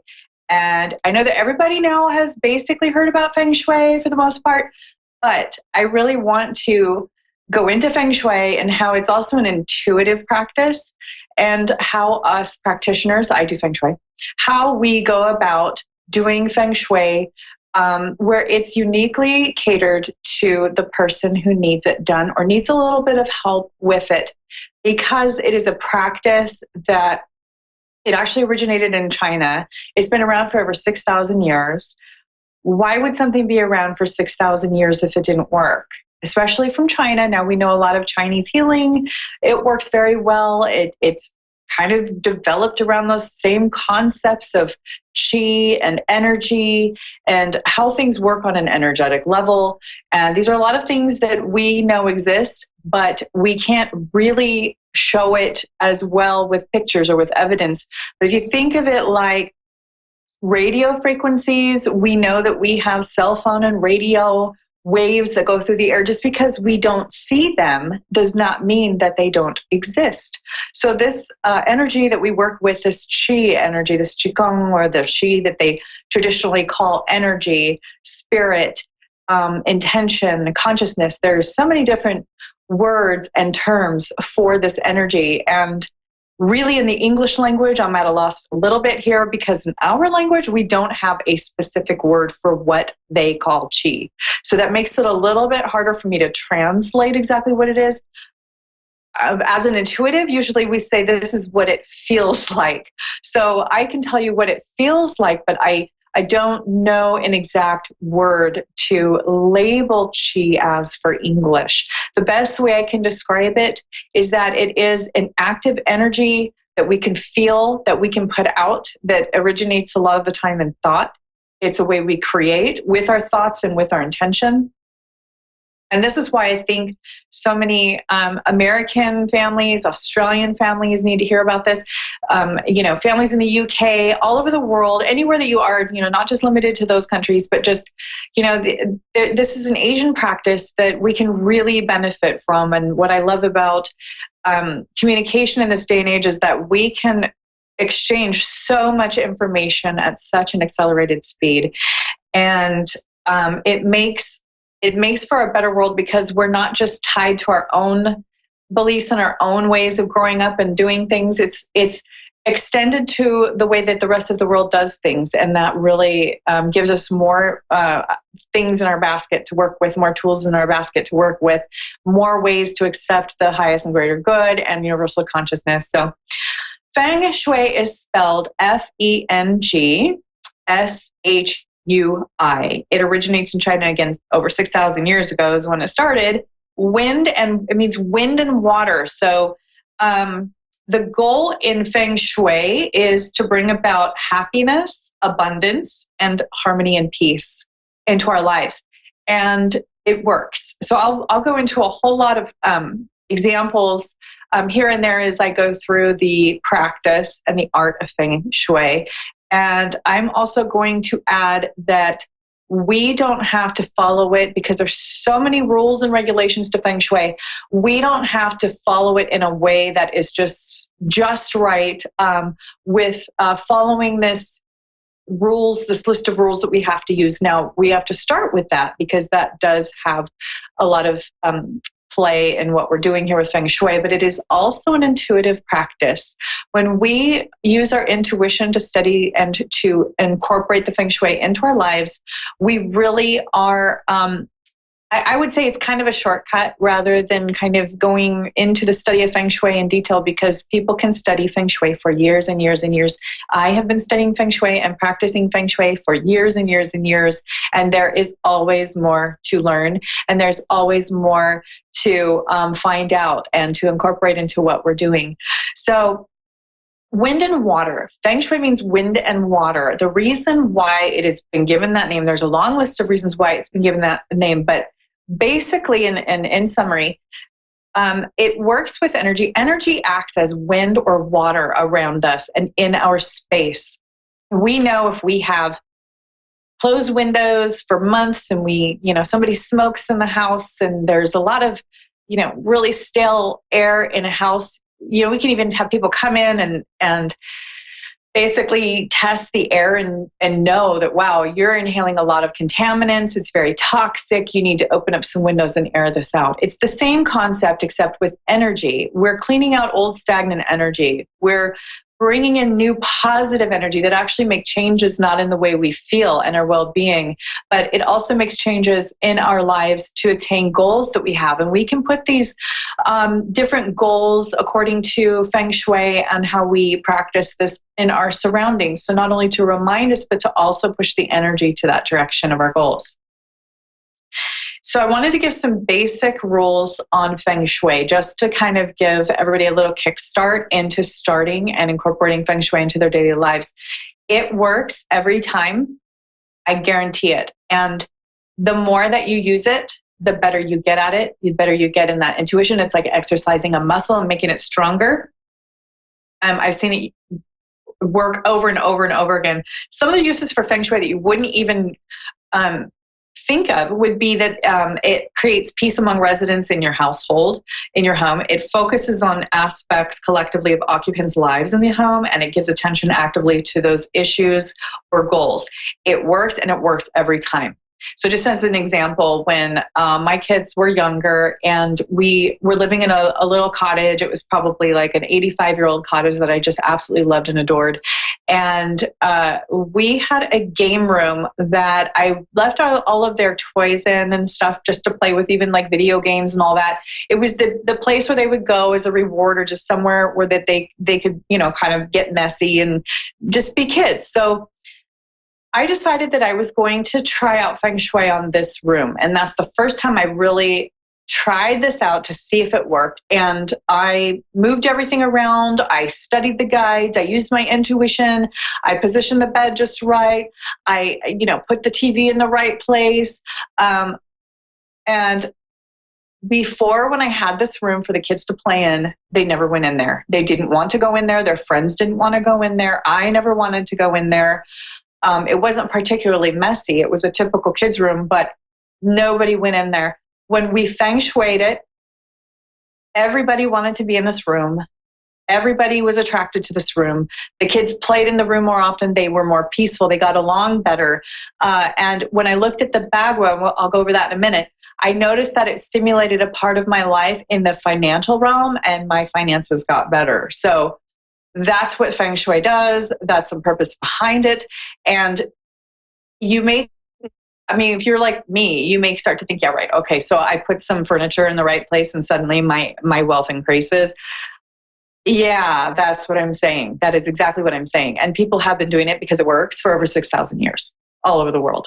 And all of the wealthy people, and I know that, basically exist. They feng shui they have people come in and feng shui their buildings before they're built. They have people come in and feng shui it after they're built. People who have a sustainable wealth do incorporate feng shui because it works. It's a little known secret. They don't want to sound crazy, neither do I, but it works. So I always think this is science-based. For work, it can also help you reach your goals. You can start it in the garden and the yard, and then you can flow it into the home. And size, like let's say you have a tiny apartment in New York. If you're living, in a very small space, that's not the most important aspect of it. Since we're all starting somewhere, what matters is what is done with the space that you have now. So that's really important to remember, that you can't make any excuses and say, well, I only have a little tiny room that I'm living in right now. No, it'll still work for everyone every time in any space. So the first thing, though, is that you want to work with good intention and decluttering. So that's the first part. This is like the 101. This is Feng Shui 101 for the people who have never done this and they're just totally new to this. And I really hope that I can go over a few things for people who are basically doing Feng Shui 101, but they want to add some things. So first of all, you look around right now in your room or the yard or wherever it is that you are now. Look around where you are. I'm going to ask you, do you see a lot of clutter? Meaning, is there a corner or a piece of furniture with stuff just piled on it? Clothes, papers, newspapers, magazines, whatever it is. Is there anything, boxes stacked somewhere that you were meaning to go through, and you know that there's some things that you need to throw away in there? Anything like that? You want to sit and kind of think about that. Clutter is the first thing you want to get rid of in Feng Shui. Feng Shui is, the principle is that if air or water were coming in and flowing into your room, let's say your house, through the windows and the door, would it be able to flow around everything clearly and cleanly, or would it kind of like smack into it and it's just pretty much like the stagnant energy barrier? That's what we want to look at. We want to see how it flows around things. If water or air were to, like a big gust of wind, were to come into the house and or the business. This is for offices, businesses, retail spaces. This is for yards. This is for parks. Any space can benefit from Feng Shui. The next thing you want to ask is the room pleasing to the eye? Does it feel good to be in the room? When you walk in, does it feel clear and clean? Or is there some weird, like, oh, I can't open the door all the way and it's hitting something? We want to prevent anything from not being repaired. We want it to all be in good condition. We want, furniture and doors to be in good working condition. Anything that needs to be repaired should. And in addition, you want to ask yourself, is the room boring? Is it lacking in interest, or is it lacking in intention? Is it lacking in color? There has to be a lot of creativity and intention in a room, so you don't want it to be too boring either. And then we also you have to remember that we need to subconsciously memorize everything in a room. When we walk into a room and you look around, your subconscious mind is so intelligent and all-encompassing that it's memorizing every item, every single little thing in that room. That is exhausting if, let's say you have a ton of stuff stacked in the corner, like I said, and that is a big stagnant energy block for Feng Shui. You don't want any stuck energy in a corner or on any object, or even under the bed. Even under the bed, that's an issue. Even closets, you need things to be pretty clear and free-flowing. Don't let this overwhelm you, though, when you start out, because there's always the start small scale, and then you can work your way up. And that is what this is about. Our environment is a reflection of our mind. Our mind is also feeding off of what is around us in our environment. It is an exchange. If we start even small scale in our environment and then work our way up from there, there's always the baby steps, and nothing is too small to start with. You're still doing good work if you start out small. So I want to reiterate that again, that you can do it with a small space. You can do it at little baby steps. How do you eat an entire watermelon? One bite at a time. Okay. So we need to subconsciously memorize automatically every object in a room or space. Remember that. So remember that our thoughts and our minds are very powerful, and intention is key in our lives for goal setting, action, and results. So you look at the aspect of clutter. This is always the first step. Clutter is indicative of a stagnant energy around that subject topic in our lives for that area of the room. And this is where I go into the grid. We have a bagua and a grid that we would put over our house. So if you were to look like an aerial view over the building, the office space, the house, wherever you're feng shuiing, you're looking down on it from above, like let's say Google Earth, okay? You're looking down on it. You're going to first of all locate the front entrance. Now, sometimes that's the front door of the building, retail space or house or whatever, or even the front gate to a garden. We're looking at where the entrance is, where you enter the area most often. Some people park in their garage and they go in through their garage door. That will be your entry space to start your feng shui bagua. And that front door will go directly in the front of the bagua. And I have a grid here that I love because it has these really great little pictures, and they make it very, very simple. This is a great grid from a website that I was on. I just really like that they make it so simple, and I'll mention the name of it later, but this is our basic grid for feng shui. If you could close up on that, that'd be great. This is the basic grid for feng shui and how we incorporate the feng shui bagua and grid into a space. So this could be put over the blueprint of your house, aerial view style. And this here in the front would be the front door, the front entrance that would go here. And you want to make basically the entire thing a rectangle shape over the top of the room, the house, the garden, whatever it is. And for each box and subject here, that will be a part of the room or building or whatever, that's going to be that area. So like, let's say this is my kids' room, which is how it is in my house when I put this over the blueprint of our house. So this is wealth. This is the wealth area. It says the colors are blue, purple, and red, and that it's a wood element. So let me go into what that means. That means that since my kids' room is in the wealth area of our house on the grid, if you put this over aerial style of blueprint of our house, that we could incorporate to improve and increase wealth. We would put in blue, purple, and red and the wood element in that area of the room. We want to work on wealth first. You want to start getting that wealth going. You want to go in and declutter and plan out the feng shui in that room right away. That's where you want to tackle it first.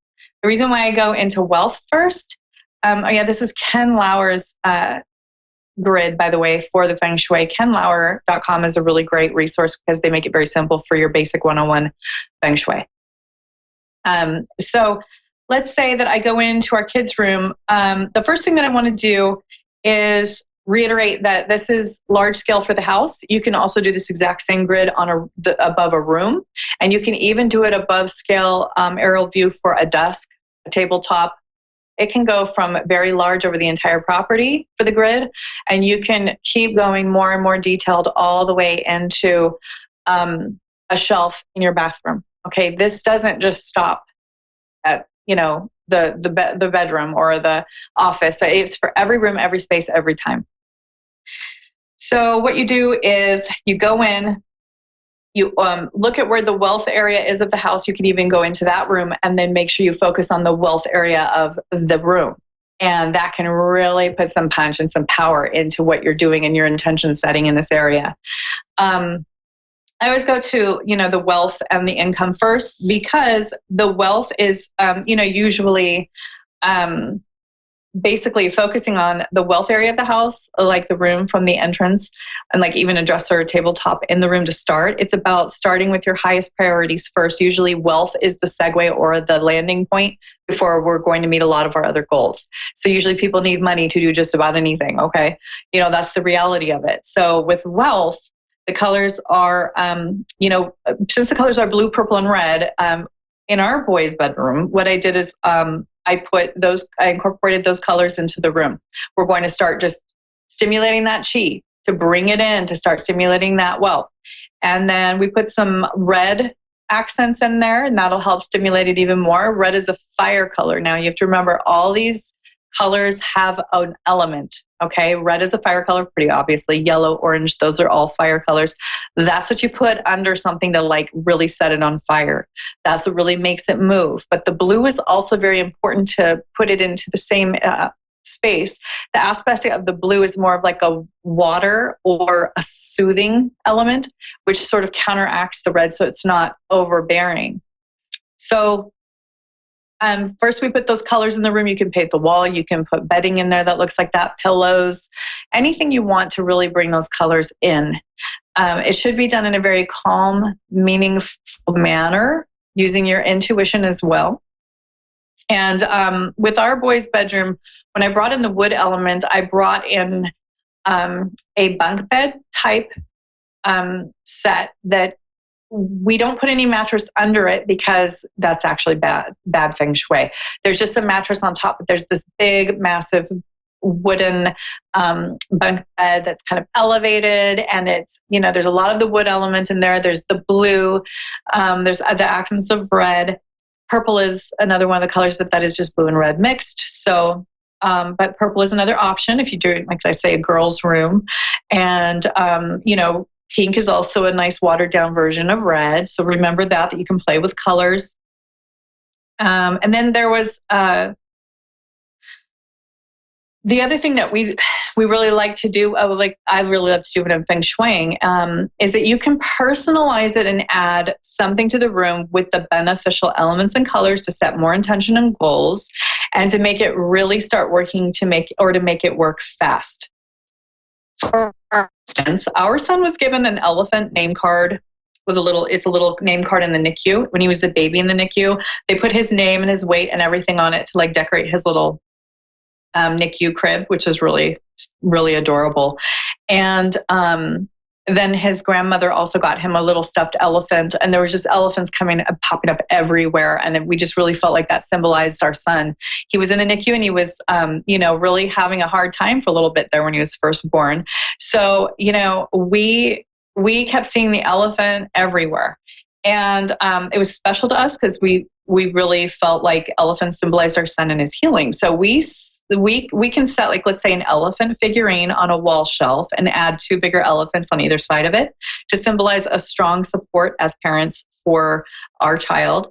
And then we could add something such as a solid stone, strong and intact, to symbolize stability and a strong bond that can't be broken. So it would be representing strength in this case. So that's a way you can personalize the feng shui intuitively. That's just an example that I can use right off the top of my head to give you an example of what you can do in any space to really start getting that qi flowing, and for the intention to be very clear as to what you want, so that even first it's attracting that qi. And in addition, every time you look at it, you're being reminded of what the goal is. And that's your subconscious. Remember, we memorize everything in a room with our subconscious mind. So that is a constant reminder, whether you're staring at it and thinking about it or not, whether you're fully aware of it consciously or not. It's working all the time, every day. These are things we can do to put in our environment. So with the money area, that's the money area 101. Basic feng shui. Also, you can start adding simple things such as a multifaceted round crystal to hang in the window in this area, which catches sunlight, or adding coins on red ribbons in the money area of the room. Now, this would strengthen the support you need for fortune. And those are just really little things you can do, little things that pack a punch for your intention in the same area. So, and it continues to strengthen you in this area, and it attracts energies to manifest your wealth. So this feng shui practice is really to start pulling in those energies and really fully realizing your goals. It's also about setting clear intentions. Now, we know when somebody just sets a clear intention, at least they have an idea of what they want. It's much easier to get something when you know exactly what you want than just kind of floating around and going, oh, well, it looks like we don't have enough money for this, or, that's kind of a careless way, I feel, to be. And I think a lot of us are trained to be that way, and to plan less and to just sort of go with the flow more, which can be wonderful in a lot of ways, but this is more of an intentional practice. And I've seen it work when you really need to bring in the big guns, the big positive guns, it's like the good energy. So I've noticed that the closer I get to completing the feng shui work in my own home, and especially when it's completed, it brings our family closer to a place where we can make a decision to move to a better, bigger home, or we can make a move financially. It just usually, it just causes things to move and grow quickly. And by the time we're done feng shuiing the whole house, usually it's time to move to a bigger, better house, or we have more decisions to make. It really opens things up. So I have oftentimes wondered if it's the actual energy or the intention we set consciously, or both combined, that does the trick with feng shui. So I think it's both, but it works, and it works every time. I challenge you, not just challenge you, but I invite you to try this. Even a little remedy, you can look at things up online. You want to really make sure you have a nice reputable source for this. But feng shui is very detailed, and a lot of work can be done to feng shui a home or a building. So it's important to use a calm, quiet intention when using this practice, because a rushed, negative, stressed feng shui practice is a feng shui practice that's backfiring, or that will take much longer to work. So the intention is really the most of this. A lot of light, plants, colors, intentional placing of objects, decluttering, really putting intention into what you're doing and why, researching it a little bit, just trying little things here and there. You'll start to realize that this works. Feng shui works, and it works every time. Feng shui is just a label that they use in China for this practice that has been used in all different countries all over the world for centuries. So I wanted to share this with you. If you want to do a feng shui consult with me, I do feng shui consults. If you want to leave it up to me, I can help you with it intuitively, and I can do that work, a lot of that work for you. When I've done these clearings and these intention settings in people's businesses and homes, it's cleared out bad energy and it's brought in a lot of good. And the only thing that we need to be careful of is bringing in too much business at once so that they're too crazy busy.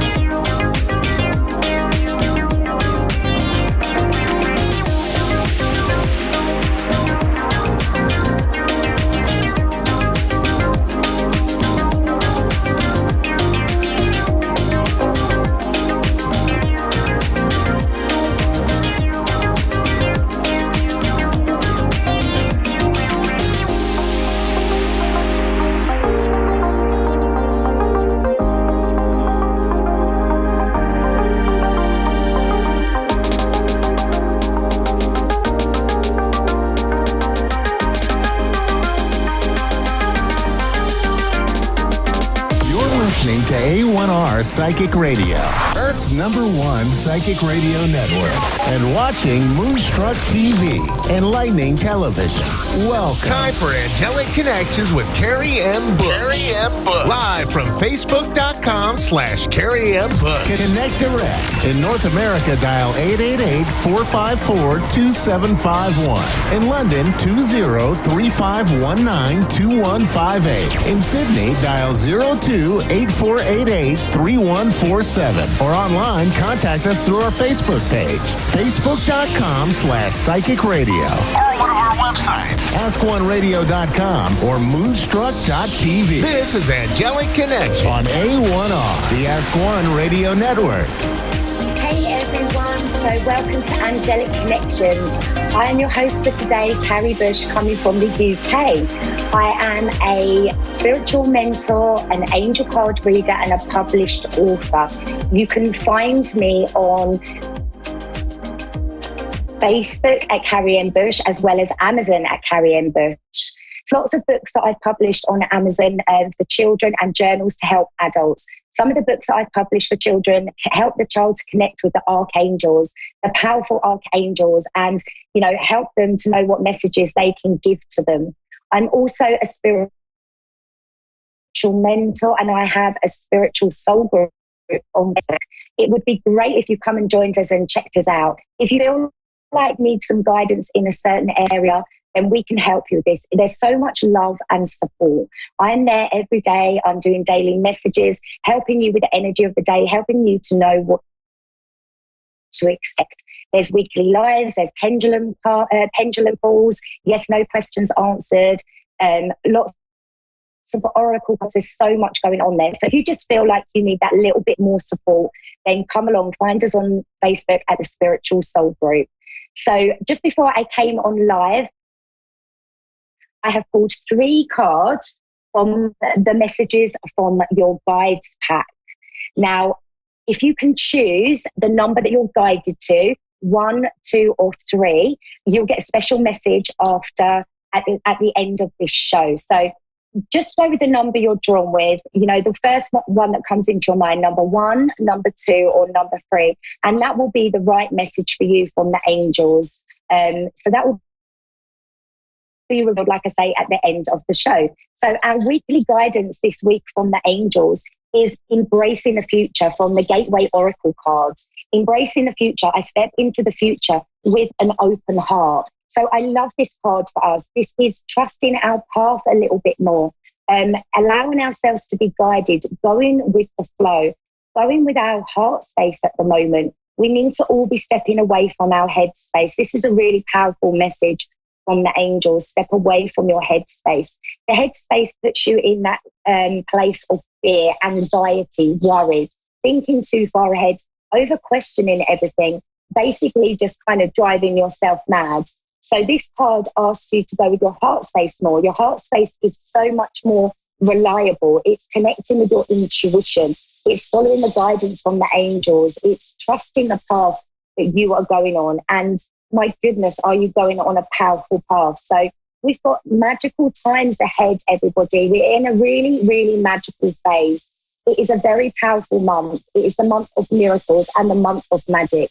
We are in December's energy. It's very, very powerful indeed.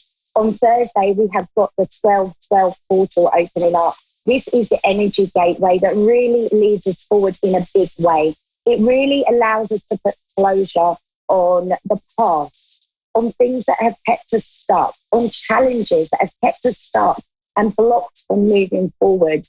That 12-12 portal is going to put the closure there. It's going to end this decade with a bang.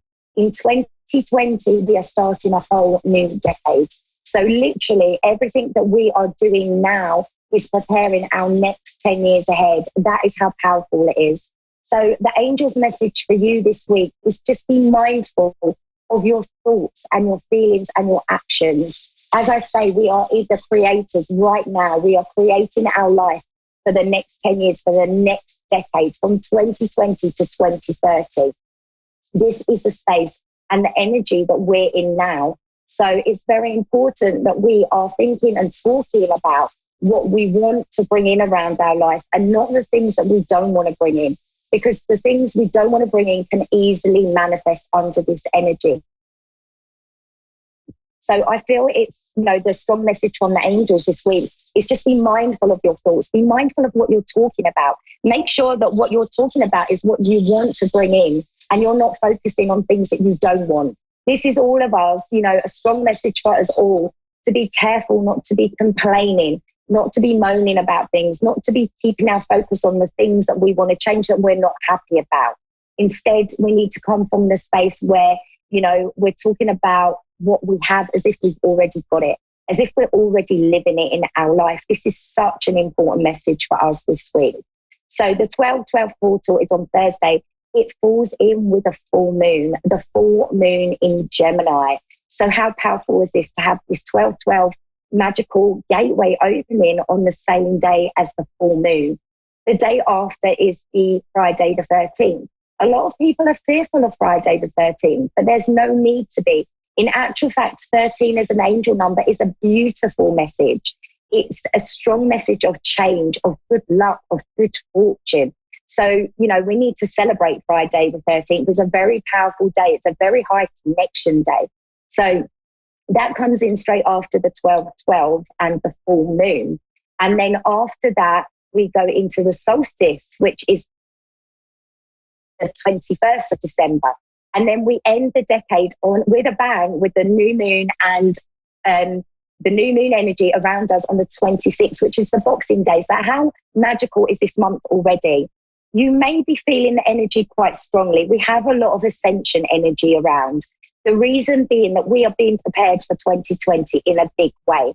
As I say, this is a whole new decade opening up for us. And this is our chance to connect to our authentic self, to own our power in a big way, to go into 2020 connected, to feeling guided and, with freedom. I want to say the word freedom. That's coming up for me a lot this week from the angels. We're all going to be given freedom. So the ascension symptoms and the light codes that we are having activated right now are shaking people up a little bit. If you've got some bad patterns that you're still coming from, they will be highlighting and showing up of the month of December. You may also be experiencing some physical symptoms such as headaches, nausea, feeling tired,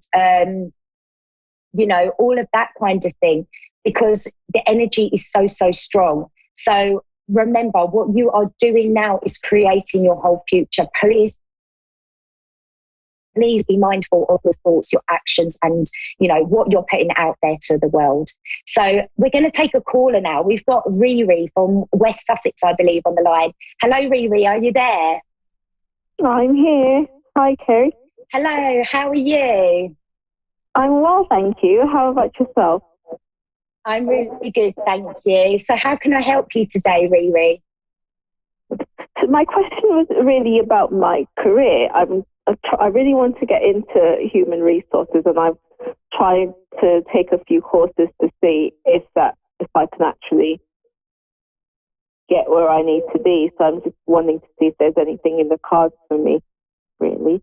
Okay, let's pull your cards. I want to do the Gateway Oracle cards because I feel guided that these are the powerful ones to use. So I'm going to ask the angels for the cards for you, and we'll see what guidance comes up for you, Riri.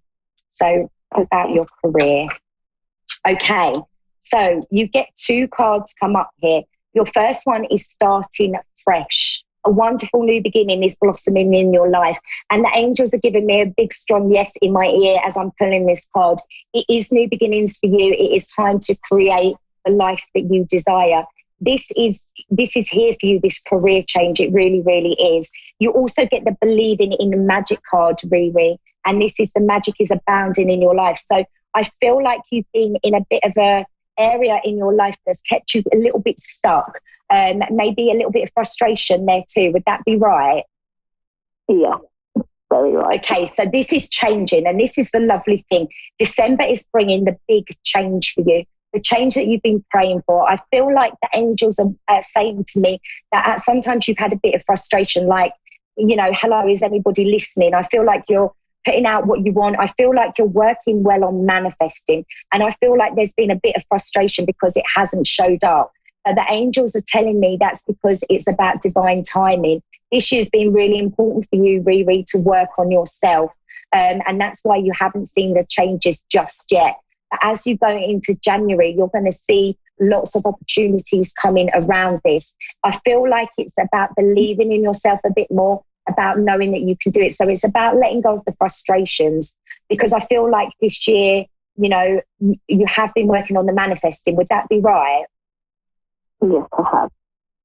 Okay, so just know that your prayers have been heard and answered. What this is coming down to, Riri, is about divine timing.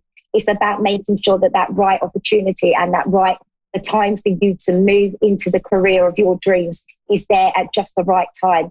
Sometimes when things happen too early, when everything, you know, behind the scenes isn't quite there, isn't quite set up, it won't go in our favour as much as we'd like it to be. So there's a very good reason that you've had to wait, but, you know, it's changing.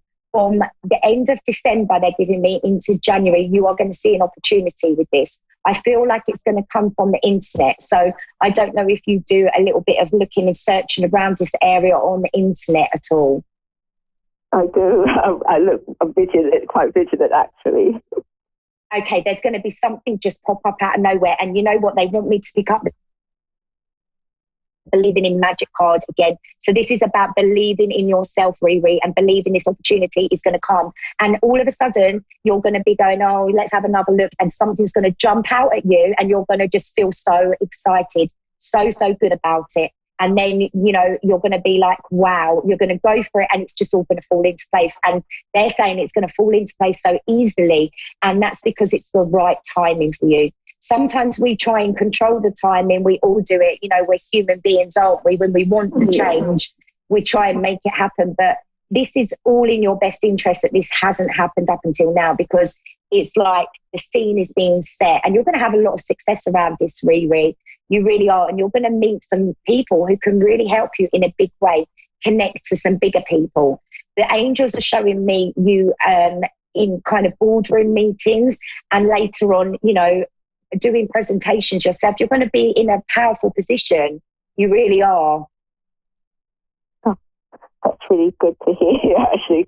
I really want to. I've been trying, and, you know, like you said, it's just not there. You know, you do everything that you think is right, but it just still doesn't present itself.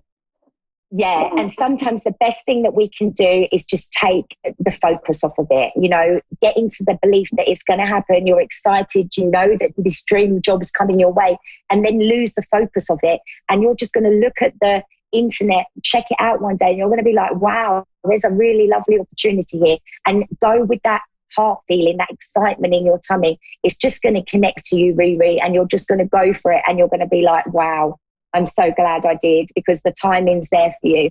2020 is a really good year for you. You've got a lot of changes coming, and it starts off with this career and then it kind of links into all different areas. You've got some changes coming in friendships. So there's definitely going to be some new people stepping into your life as a result from this job. So that's really lovely. It's just going to be touching lots of areas, and you've got more money coming in. So this job, I feel, is going to pay quite well, Riri. That'll be good. We always appreciate that. Yeah, exactly. That's always a good point, isn't it? So I feel like you're going to feel more connected. I feel like this is like where your soul wants to be. And when you're in that job, it's just going to help in all other areas, just feel really connected and feel really happy. So I'm not saying the angels aren't giving me this has been a terrible year for you, but I just feel it's been a little bit hard work at times and a little bit of frustration creeping in. But that is ending for you. So this full moon on Thursday is going to be really powerful for you for releasing and letting go, because you are starting a whole new chapter. That's really lovely. It's quite relieving. Okay, did that help? Yes, it definitely did. Oh, lovely. Have you got anything else before I go? Well, I also wanted to ask about a relationship, or kind of if there's anything for me in the future. I did kind of meet someone, but then it's kind of hot and cold. I've been alone for a while, so I kind of wondered if there was ever anyone out there. I have got the romance cards here, so let's have a look. So we're going to ask for you for romance. Let's see what card comes out for you for romance. Okay, so you get the passion card. Allow your heart and soul to sing with joy. This is passion.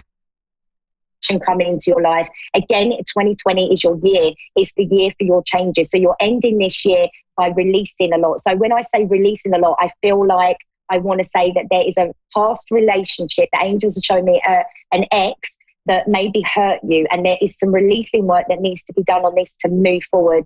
But there is passion coming back into your life. There's love, and it's a committed relationship. It's lovely. It feels really strong. It feels really powerful, and it feels like somebody that you know have a good connection with, that you can do things that you enjoy, same interests, that kind of thing. So you've got some lovely times coming up. But does that link in with you about releasing a past relationship? Yeah. Yeah. There's some healing and releasing needs to be done, which is the perfect time to be doing it now in December with that 12/12 portal coming up and the full moon. You know, this is the time for releasing. So let go with love of that past relationship. You know, do the forgiveness for yourself to release, you know, cut the cords and, you know, start afresh. You know, take the lessons only and leave the rest back in the past.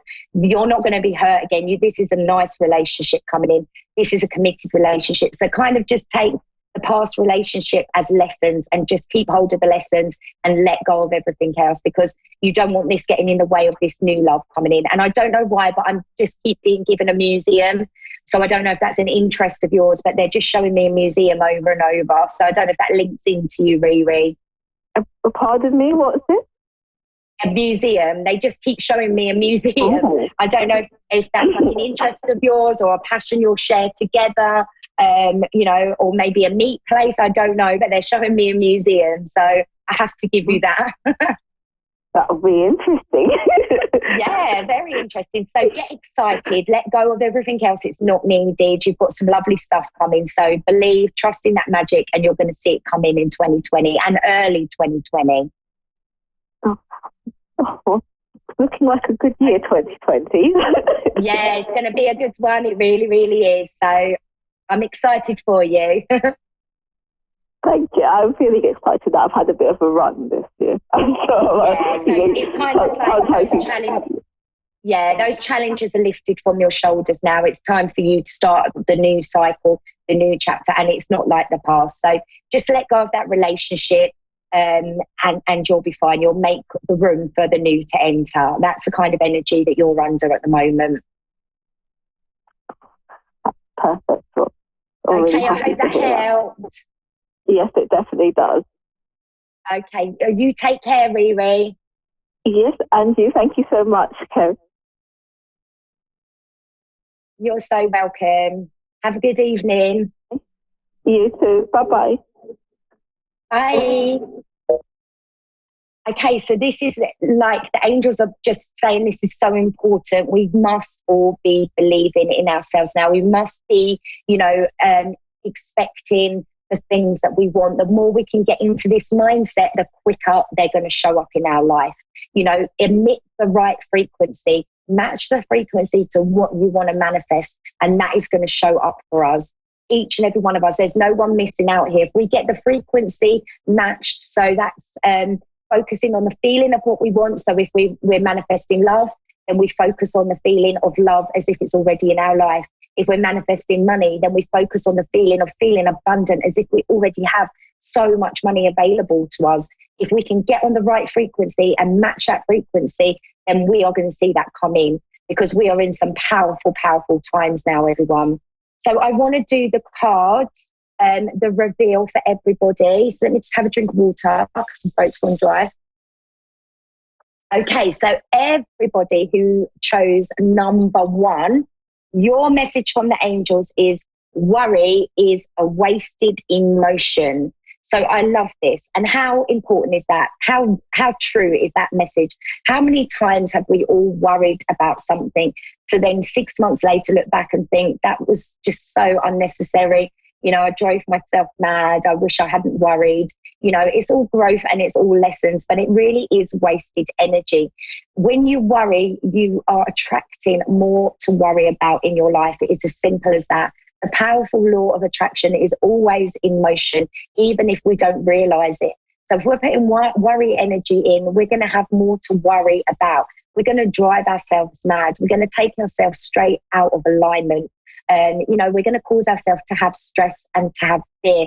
And we just don't need that energy around us. So let go of the worries. Give the worries to the angels. They're saying, give it to us.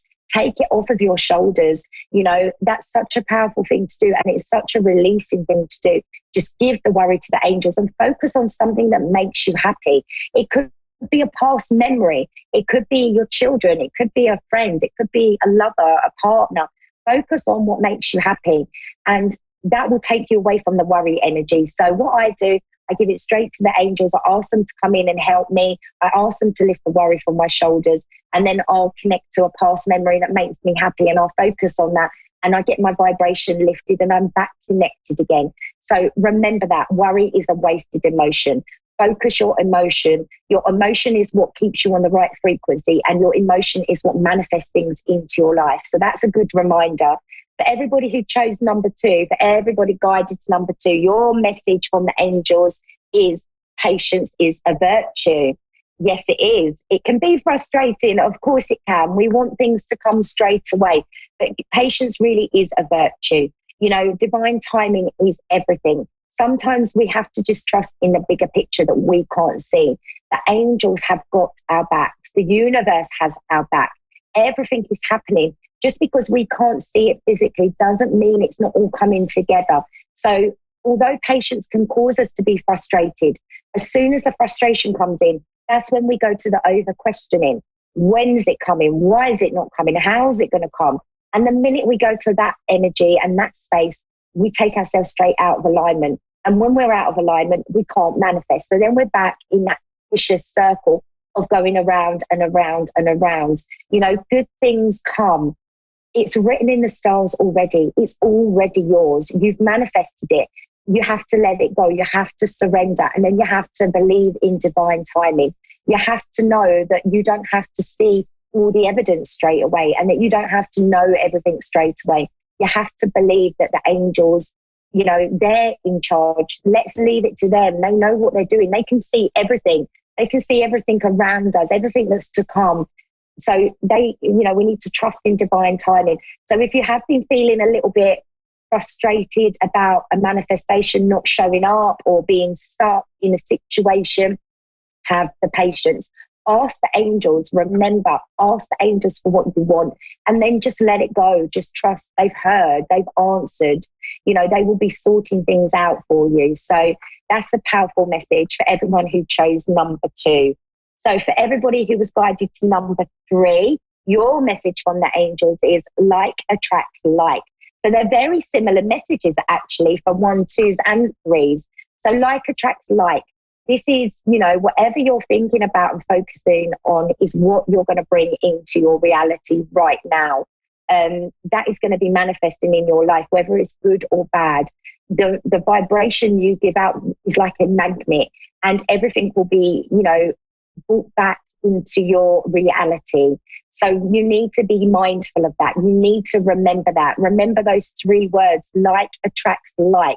Put out the frequency that you want, put out the stuff that you want to manifest. Get attached, get connected and attached to the feeling of what it is that you want to manifest, and let go of the other stuff that you don't want around you. It's like when we worry about bills and money, often we find ourselves in the place of, more bills coming in through our door. And that is because the energy is manifesting that we're putting out. So like attracts like. It's really, really powerful words they are. So powerful messages for everybody this week. I hope that they connected to you. So I want to kind of leave you all with something. What can we do at the moment to help us move into 2020 in a powerful way? Owning our power, living our dream life, manifesting our dreams and actually living them. The best things that you can do at the moment is stay in the present moment. Get yourself into alignment. Go with the flow. Surrender to the universe. Surrender it all. Let it go. They've heard what you want. Don't stay too focused on it, because then that's telling the universe, I don't actually trust it because I'm still questioning it. While we're talking about questioning, don't over question everything. You'll drive yourself mad. That's taking you out of the present moment where your power is. That's taking you too much into the future. And that will then cause you to question the hows and whens and whys and when's it going to happen. And that then, will take you straight out of alignment. Get as much rest as possible. It's high energy. Listen to your bodies. Your body is your best friend. Your body is your guide. If you feel like, you need that rest, then if possible, take a nap. A power nap at the moment is going to be the best thing that you can do. Eat well, look after yourself, and meditate regular. Ground your energy. If the weather's okay, get outside, get your feet into the soil. If the weather's not great, maybe just go and touch a tree. The energy of a tree can really ground us instantly. Or a grounding meditation would be just as good. Love yourself. Believe in yourself. We have to have self-love. We really, really do. We have to, know our own self-worth. We really do. That's really important. Divine timing. Divine timing is everything. It really, really is. Believe in divine timing. Trust your angels. This is my best advice at the moment. Oh, and the other one that the angels keep bringing up for me, drink as much water as possible under this energy. Filtered water, drink. It's strong energy. We are aligning to a whole different vibration. Light codes are being activated. So much is happening. That's why a lot of us are feeling off balance. So chakra work, water, that is going to really, really help you. So I just want to say thank you to everybody for, being here with me for this show tonight and, helping me link into you all and spread the light and love. It's been a wonderful show. Thank you for being here. You can find me on Facebook at Carrie M. Bush, Instagram, Amazon at Carrie M. Bush. I'm also on Twitter and my Spiritual Soul groups on Facebook. It'd be wonderful if you'd come join us. I hope you all have a wonderful day or evening wherever you are in the world. And enjoy that full moon, enjoy this energy, try and connect to the magic as much as possible. Enjoy the 1212 gateway. Anytime you see 1212 at the moment, make a wish. Very, very powerful. Wishing you the best week, love and light to you all, and I will be here the same time next Tuesday. Have a good one, everybody.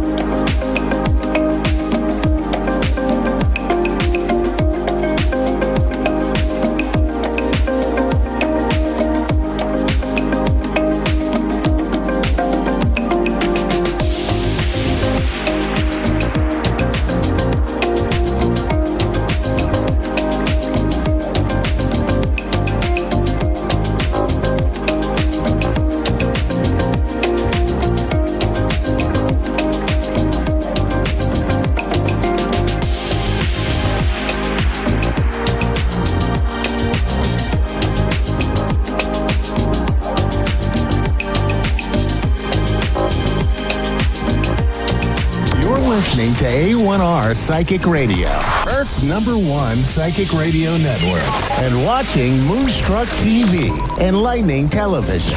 Welcome. Time for Your Time to Shine with Julie Yeager-Walker. Julie Yeager-Walker. Live from Wings of Souls with Julie.com. Connect direct. In North America, dial 888-454-2751. In London, 20-3519-2158. In Sydney, dial 02-8488-3147. Or online, contact us through our Facebook page, facebook.com/psychic radio. Or one of our websites, askoneradio.com or moonstruck.tv. This is Your Time to Shine on A1R, the Ask One Radio Network.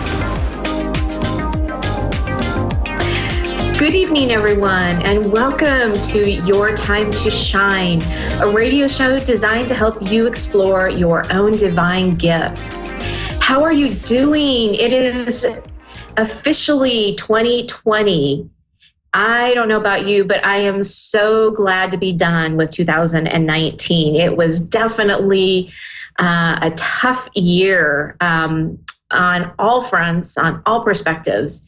And I have just been looking so forward to 2020.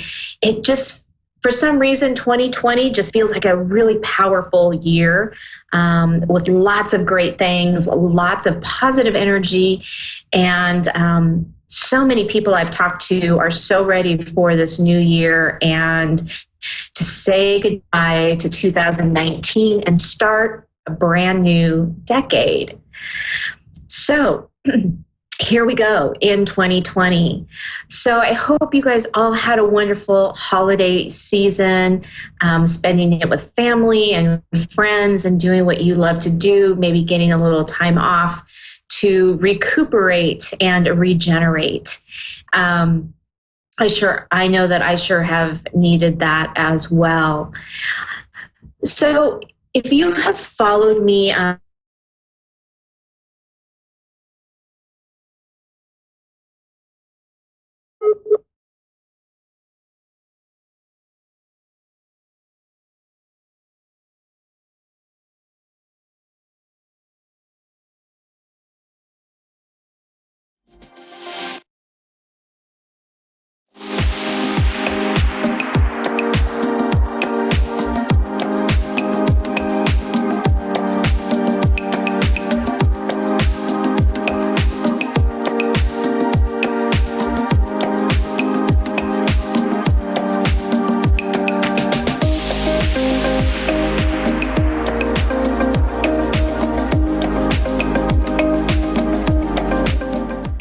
good evening. It's already happening. Trying to work with the computer issues already. How it's lovely.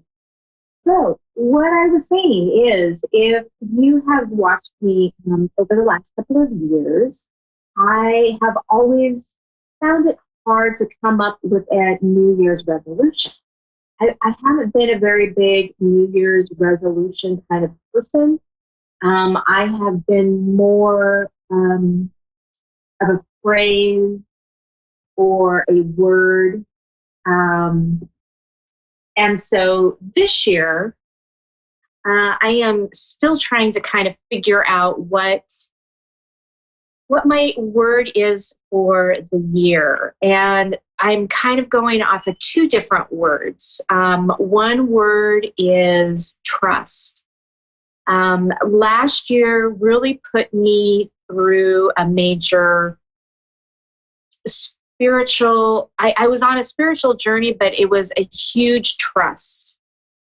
It was for me to take trust in what I was receiving, and what I was getting.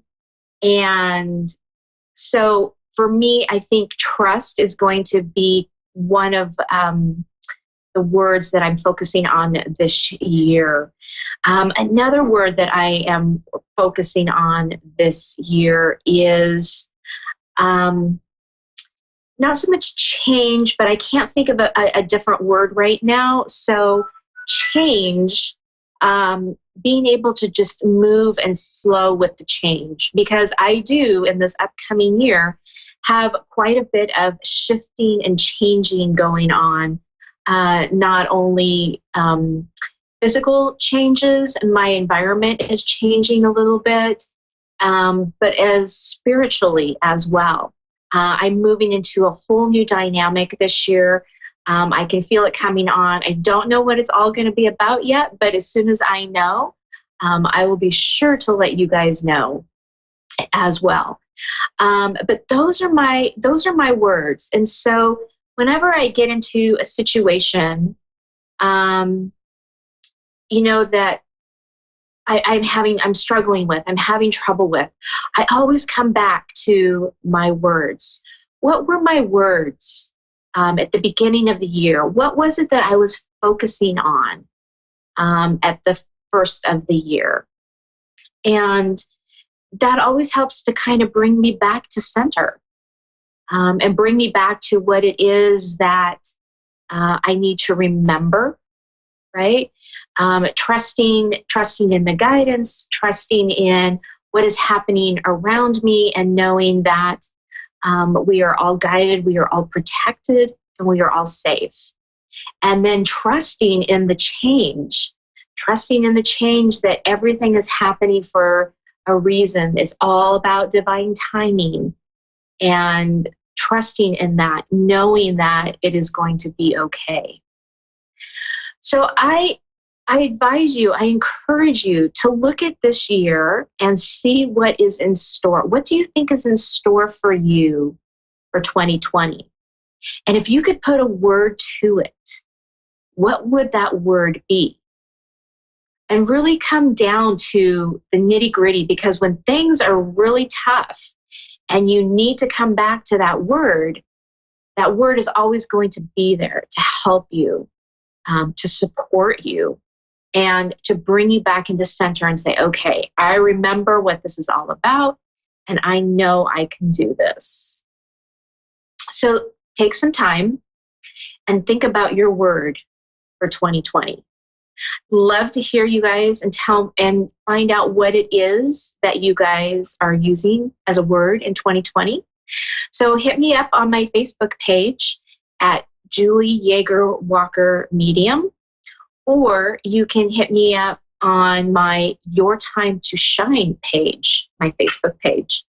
And you can always reach me over on my website at www.wingsofsoulswithjulie.com. And now we are going to head to the phone lines. I believe we have Coralie on the line. Good evening and welcome to Your Time to Shine. Hello, thank you.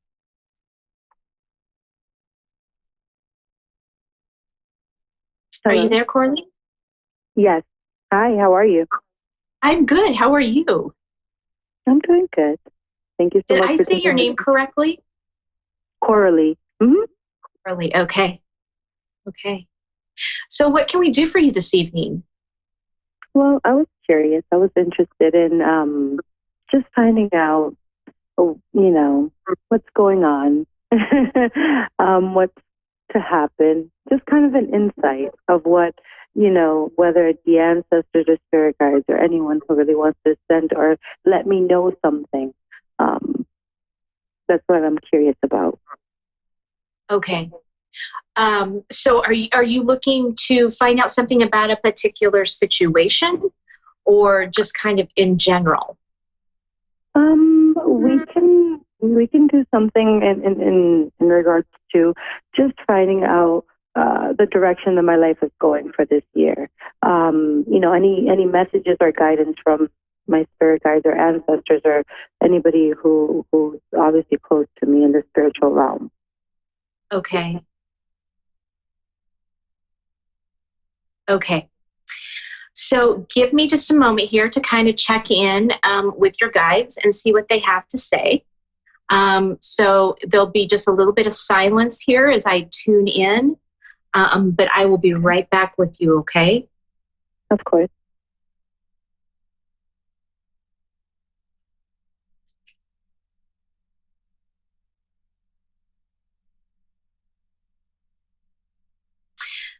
So the first thing that I get I get this feeling of, I was sitting here and I was scribbling with my pen, actually. And I was finding myself scribbling highs and lows, kind of almost like a heartbeat. So I'm being shown that you're going to have some highs and some lows. There's going to be a little bit of, well, there's going to be quite a bit of movement, actually, in this upcoming year for you. It feels very exciting and very motivational energy. So it's not like anything that you should be worried about or be afraid of. But there's a lot of dynamic movement in this energy for you.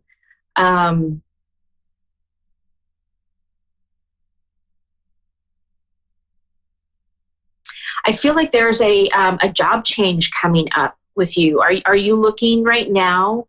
Have you already started a search and a job change? Yes, I'm definitely interested in changing jobs soon, so I have started. Okay. So I feel like there's not only going to be a shift and change with the job. Hang on just a minute.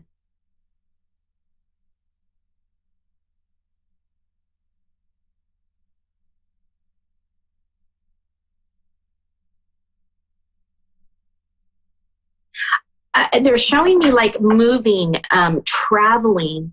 Are you either looking to find another place to live, possibly? Yes, that is or are you focus. I'm sorry? I'm sorry to interrupt. Yes, that's my focus. That's been my focus. I came into this year with the focus of changing my environment, changing where I live, primarily.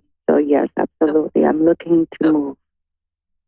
Okay, because I'm definitely picking up on those two things.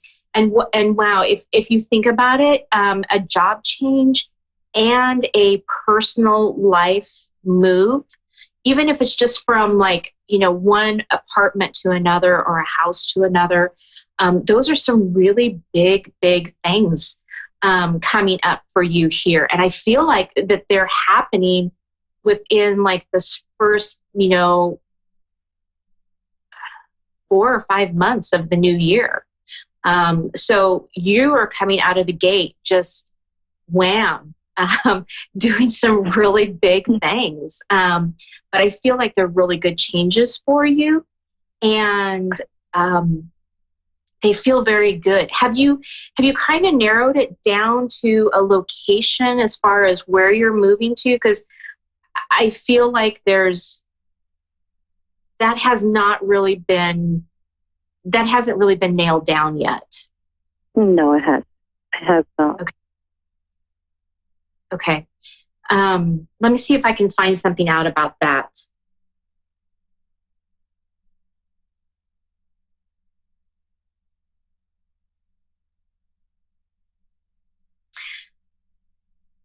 So I'm being shown like a lot of water. I don't know if it's a lake, if it's a pond, but I see lots of excuse me. I see lots of tall trees kind of around you as well, almost like where you're headed, there could be like a wooded type of area that might be near your new place. But I feel like there's a big pull actually to being with water. And I don't know if you've thought about that.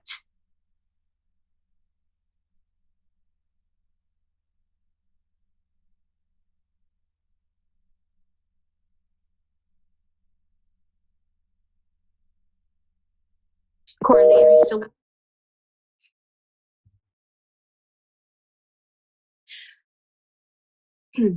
So again, I feel like there is this correlation with water based around where you're going to be living.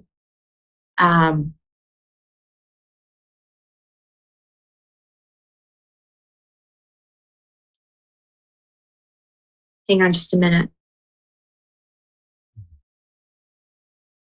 So Corley, there's again, I'm going to say there's a lot of correlation with you and water around this new place where you're looking to live and to move.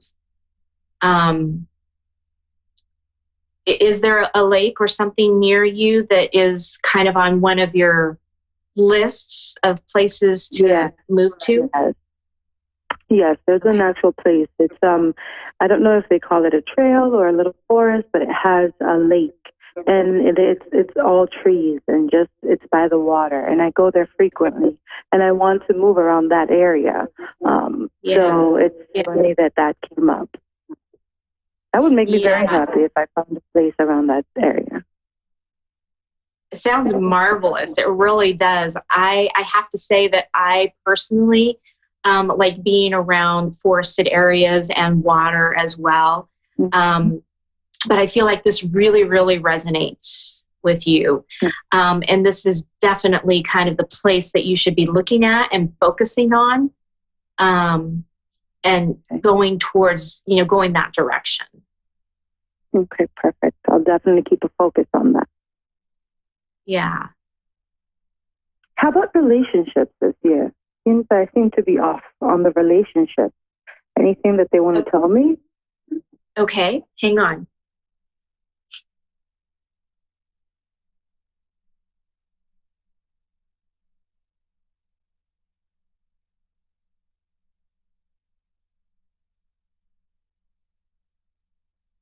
So it was interesting because one of the things I was kind of asking before they were showing me the lake and the trees and things like that was relationship, where that was going. And they were kind of pulling me aside and saying, no, that's not right now, not right now.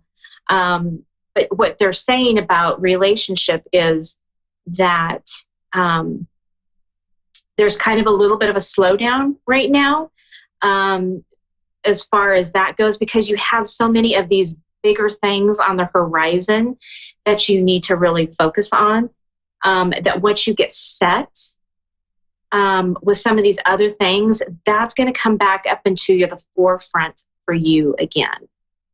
And they are showing me that there's going to be somebody coming to your life, but I think it's going to be a little bit later in the year. Once you've moved, once you've settled, they're actually showing me that there is a correlation between where you're moving and somebody that you're going to be meeting. Okay.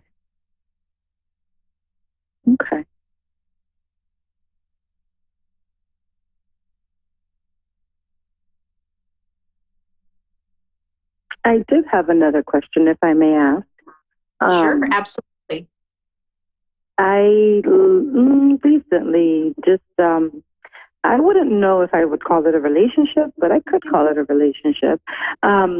Things were perfect. The energy was amazing. Everything was fine. And then everything disappeared out of nowhere, thin air. I am not one to chase after a person, so if somebody wants to walk out, I gladly let them go. But I don't understand what happened. And I don't think that person will tell me what happened. I don't think I need to look for closure with that person because it's not going to work out at the end for me. But I don't know if they can give me any insight as to what may have happened with that specific person. Yeah. So as you were talking, I just kept hearing the word timing. So because you have all these things coming up and they are getting ready to surface and getting ready to be in creation, this relationship the timing of it wasn't correct. Not that the relationship itself wasn't good. The relationship itself was really good. I can feel the energy from that. But what it was is the timing of it with all these other big things that you have. It they're showing me it's almost like you would have had to choose between this relationship and moving on to a new job and a new place and that type of thing. Okay. So it was just a way of your team and the universe to be able to pull that back a little bit and give you the space that you needed in order for you to create these other things that were coming into fruition. Okay. Definitely. I can understand that. Okay, good.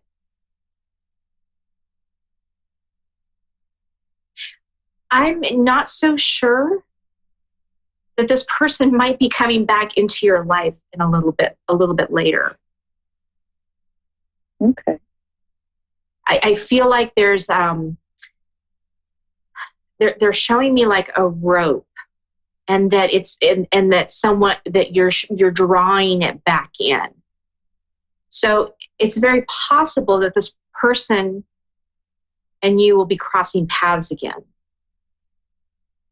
Okay. I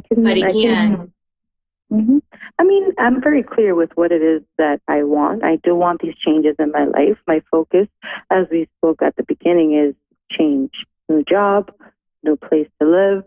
So that's my focus. I appreciate, and that's why I ask, what messages they have for me, because I rather do what's for my highest and best good and focus on the relationship after I attain what is best for me, or the direction that the universe wants to push me to, rather than just me make my own decisions based on emotion. So, definitely. Yeah, they're really asking you to focus on these two things because they are very big.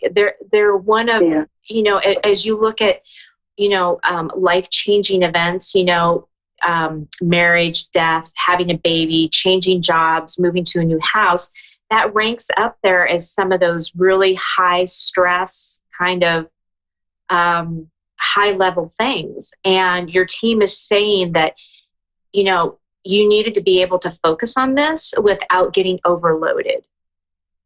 And even though you may look at this and say, well, yeah, but these are all things that I want and I don't feel stressed about it.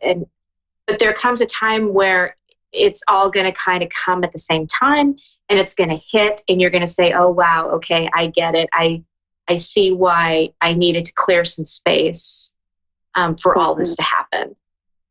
I definitely agree.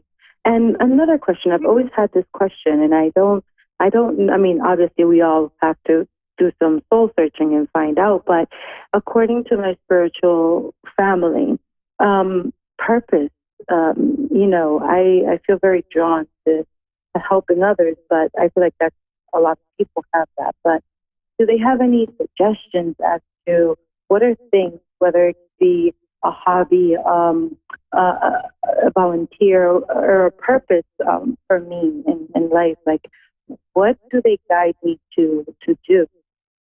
I always have I feel like I have a need, a calling for something, yet I can't put my finger on it. Mm-hmm. Yes, you're definitely, I'm being shown, as you were talking, I'm being shown that you really want to be able to help people.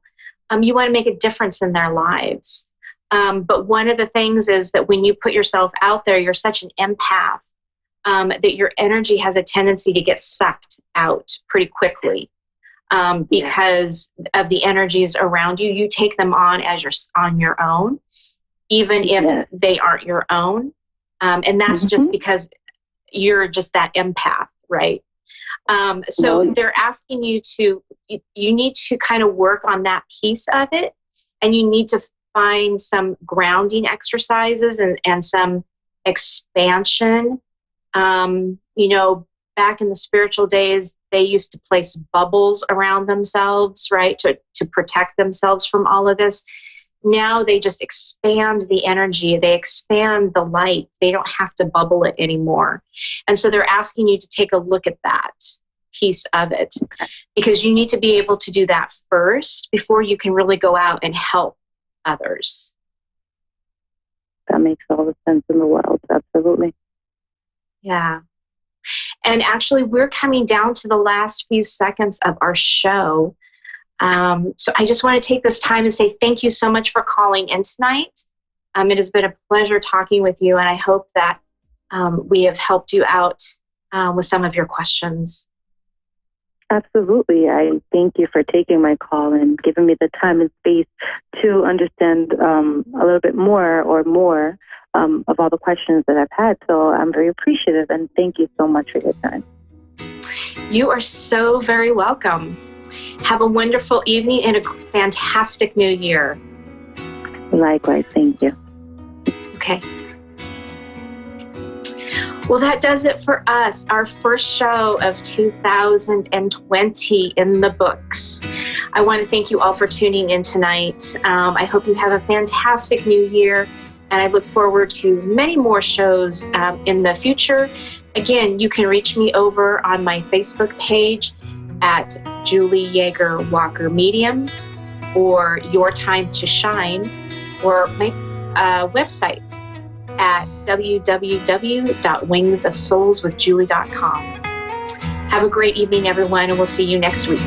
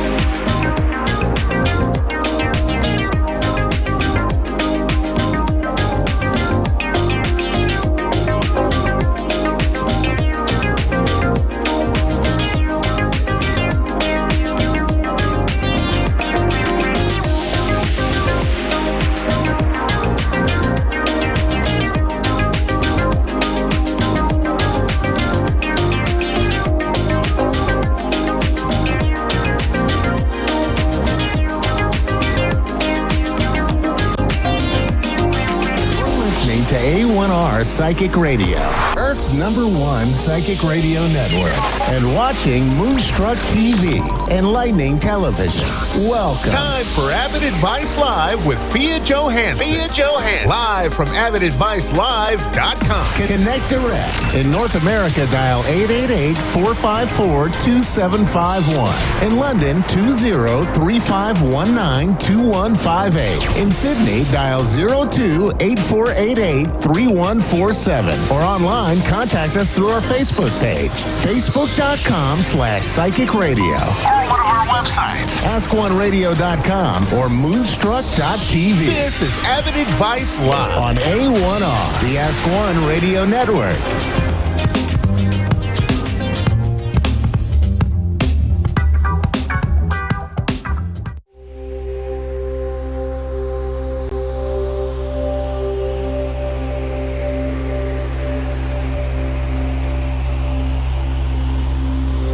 I was at the age of 7.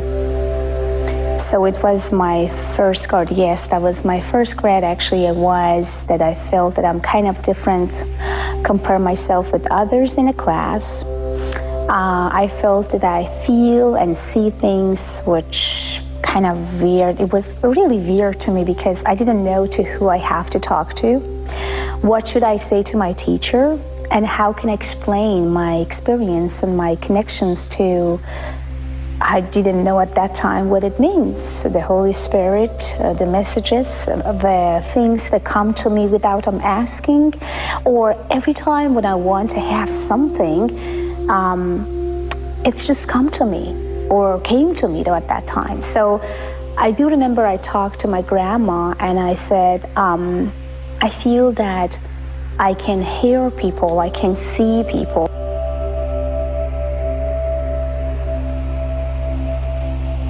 Yeah, it was about actually the making a decision. It was about that just do something, because every time when someone had some need, believe me or not, they come to me by themselves. I never even knew any of those people, where they are and where I can find them. They came to me, they talked to me out of sudden, and somehow I'm a messenger. And as a messenger, I always has to deliver my message. If I'm not, then I'm getting some punish from God, or somehow some energies come to me and tell me or tell me that, you know, you have to, and you did not. So yes, it came so naturally to me. I never decided for any of those messages. Those messages came very easily and nicely to me, and I always, the only responsibility that I have is that I have to deliver the messages.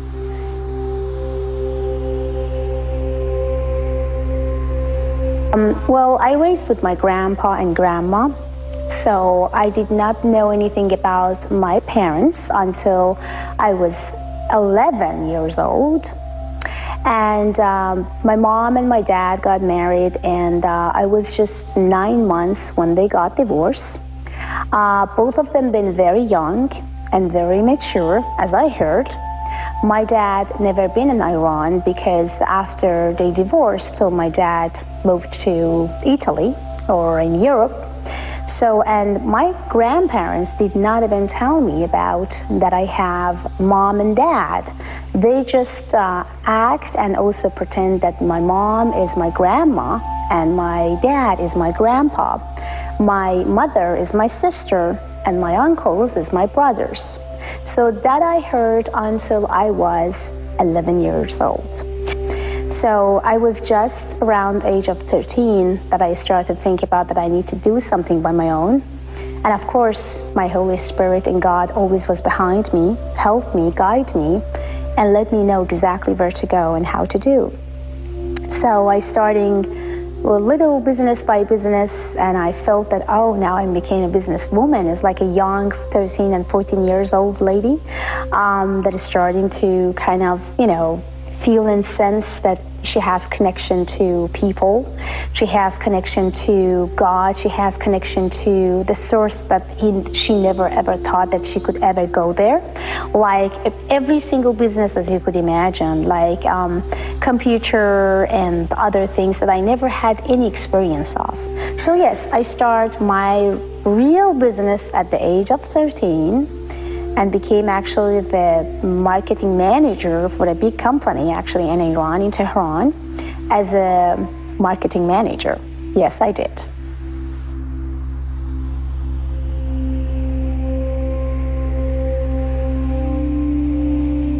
Success is you. You are success. Success is everywhere. Success is something that you think and feel and connect into your own abilities. Success is about that you believe in yourself in the first place. Success means that you never let down or let go of anything that you want and wish because someone telling you that you can't. And you know what the most amazing success for me was? When people said, you can't do it, and I did. That means success.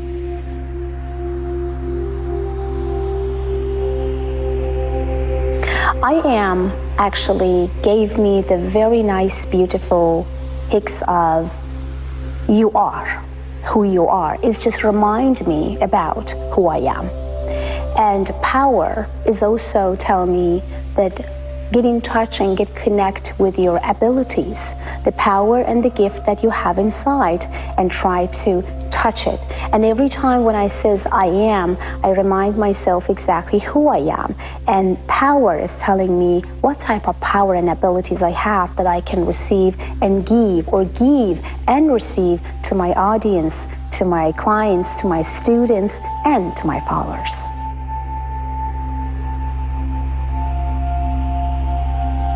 You, my students, my audience, my followers, and those that I don't even know, but I'm talking to them daily, maybe 10 times a day.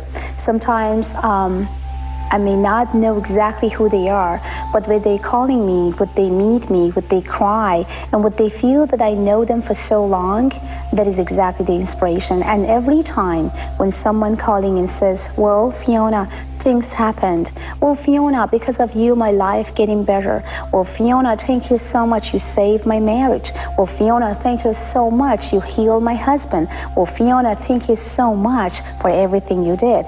That is exactly the inspiration for me to go and do everything that goes from my power, little by little, to make you guys happiest.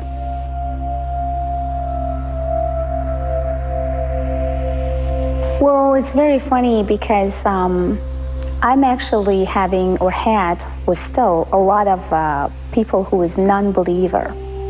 And what the funny part was, those who was non-believer, when they was around me, the Holy Spirit and the guidance, the comfort, and the add energies is just showing them that they are completely wrong.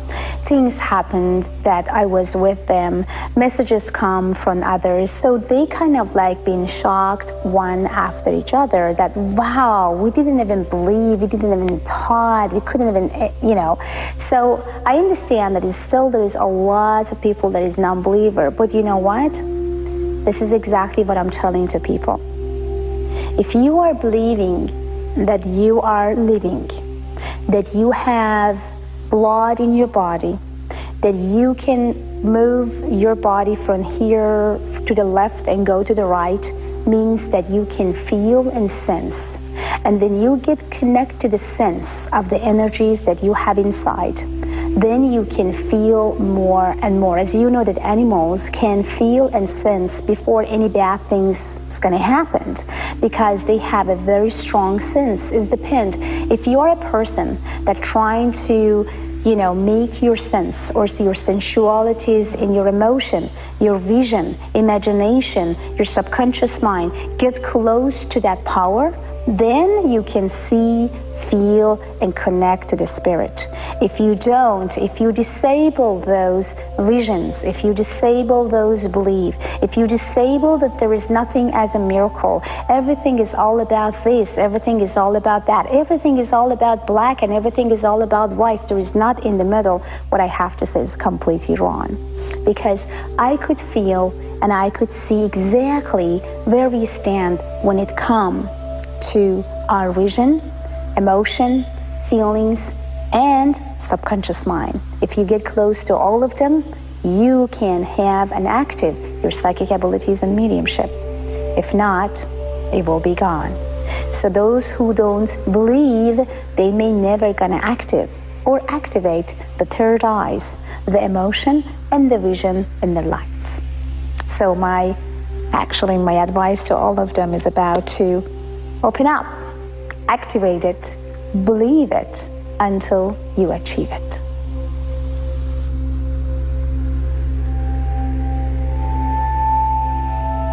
Colors hypno my mind and hypno my vision to what I want to receive as a messages.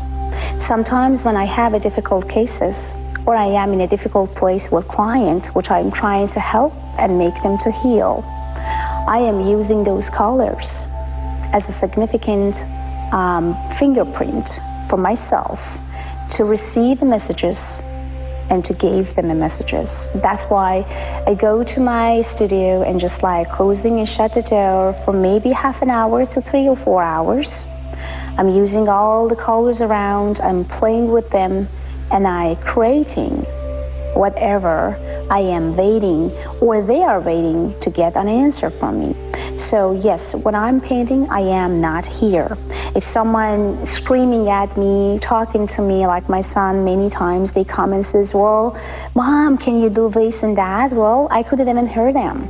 So, well, my husband says, well, your phone is ringing, so can you answer? I couldn't even hear that because I'm not here. When I'm paint, I'm not here. I'm somewhere else. And sometimes the way that I'm choosing colors, the shape, the idea is not something that I'm choosing before I go in.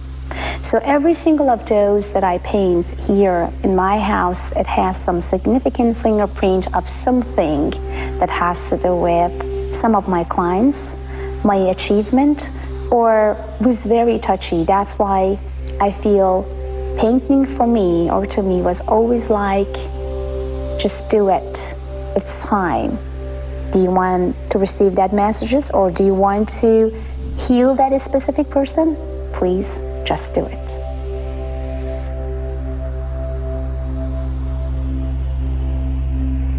So many people ask me about, like, is it a pentagram? Is this something that, is this not a pentagram? Is it not something that people or others use? Pentagon is my technique. It's my technique in between God, me, and Holy Spirit. In between you, God, and Holy Spirit. In between math and the quantum physics. So it's all about many angles of whatever you want to be and wherever you want to go. They guide me, they tell me, both in a science way and in a very spiritual way. That's why I'm using Pentagon as whatever you want me to ask for. And this is a technique that I can't really teach anyone, because this is something that come through me, gave me the messages, and almost after so many years, I received 99% accuracy for the Pentagon reading. And it's all about your real date of birth, and also is about what you want exactly to know, and what type of messages I can receive. And if there is any warning, anything that you should be aware of, the Pentagon will tell you what to do or not to do.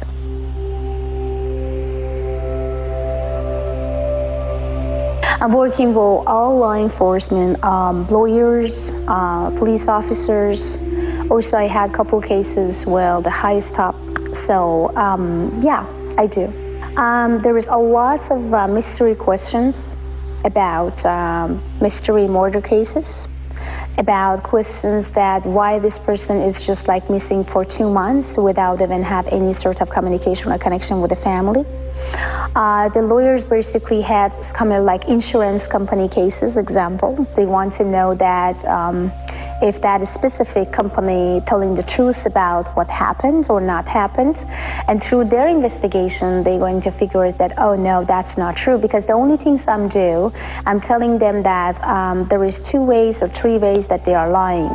The first is this, the second is this, and the third is that. So it's now up to you where you're going to go and investigate.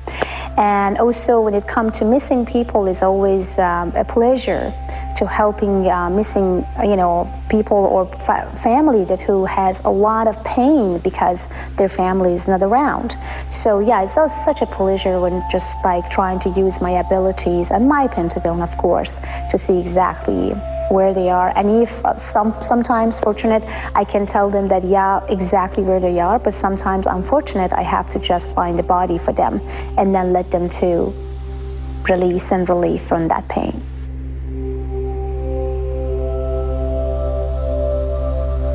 To me, it's all about messages, and it's all about spirit messages. I dreamed again, and in my dream, I saw a very beautiful, gorgeous lady. I couldn't see the face, but I saw the beautiful white hair, long, white, beautiful hair with the white dresses. And when I say dresses, because she wore a couple dresses through her, it sounds to be that I could see her to transfer from the one place to second place and changing a dress through the white again and again and again and again. And to me, it was about what is the message is all about, why I dreamed about her. And then I didn't know exactly how and which way. Then I asked again, can you please tell me what is all about? Can you just please tell me why I had you in my dream and who are you? So next day, not, but the second day, I dreamed about her again. And she said, "Where white became light." I woke up and I felt like, oh my God, what is that? And again, I back to sleep. And she come back again and says, "Where white became light." And it was exactly when I starting to heal cancer patients. That was exactly when I started to heal animals. That was exactly when I healed, when I got the result as a healer, that how strongly things got exactly what we want. So, and that was a message to me. If you want to heal people, then wear white. And I felt that, okay, maybe it's just a matter of timing when I'm touching them. But then when I ask, I receive the messages and says, no, until you die. You wear white until you die, because it sounds to me that something activated in my mind, in my body, to be a healer, to heal disease that doctor says there is no way to heal. That's why I'm wearing white until I die.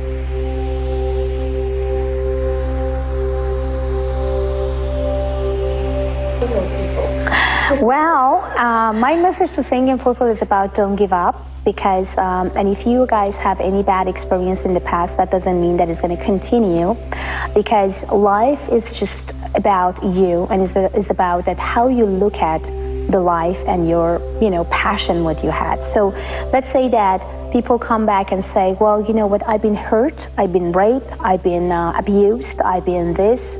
My advice to all of them is about stop to say, I've been is a past. I don't want you to live in the past, because past is past. It's just going to give you more blame and anxieties. And then what you want to do from now on, do you know exactly what you want from the new guy? Because many of those clients that I have, they may say, well, I don't know, I just want a real man. And who is the real man for you? A real man is about to be a very wealthy man, but kind of stupid, or a man that has everything. People says, oh, I want to have everything together. What I says, well, lady, everything means everything to you, but you have to be specifically and significantly know exactly what you want from that guy. So for those who are single today and I kind of give up because they don't know exactly what to do and where to go, because there is no man, well, of course there is. And of course you can make it. And of course you can find your twin flame, your soulmate, the man that you are going to be connected for whole life. But it's all about give and receive. For a woman who wants to just receive and be as a receiver, they are not going to go anywhere. Even the man that comes from the Holy Spirit and trying to be a perfect model is not going to make you happy. So you have to first be happy on your own skin before you date anyone. And if you are not happy in your own skin, then please don't date anyone, because you destroy your life and destroy that person's life as well. Be happy in your own skin and then start dating and feel and receive the moment that you want. So the art, exactly as I said, the art of receiving is giving.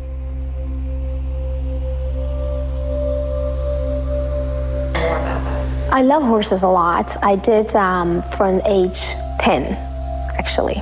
I would love to follow everywhere, look in every magazines to see, because to me, horses was a beautiful, gorgeous spirit. And I felt like the way that they are, their muscles, their beautiful eyes, they hypnote me, like hypnotizing you when you're talking to them. And when I was there for the first time, when I was like touching my first actually horse to see exactly like how it's going to be the feelings. It was just like, I think I was 13.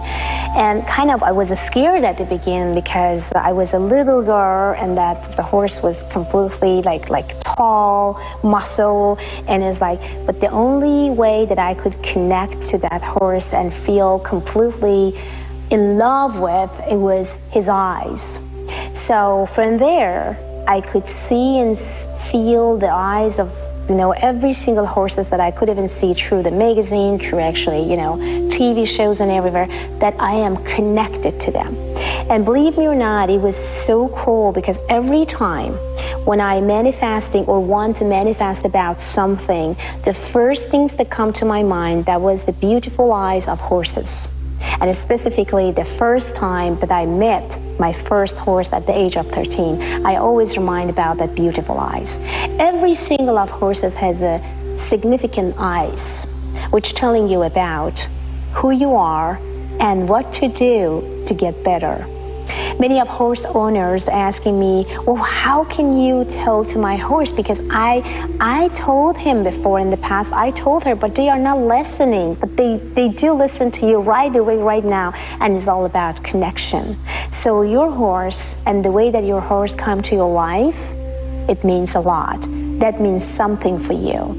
That you are connected to your horse in the past life. That means that this horse may gonna tell you something or some messages that many of those owners doesn't know how to connect with. That's exactly what I'm doing.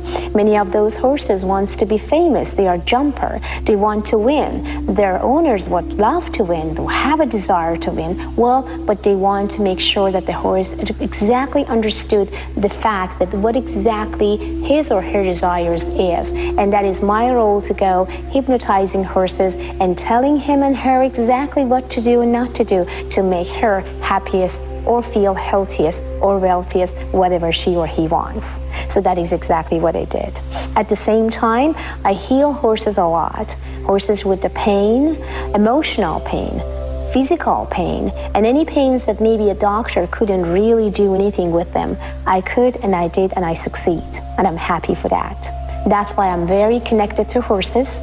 I am strongly connected to their energies, and I can do everything that goes from my power to make them, both horse and horse owners, happiest together and having and fulfill their desires.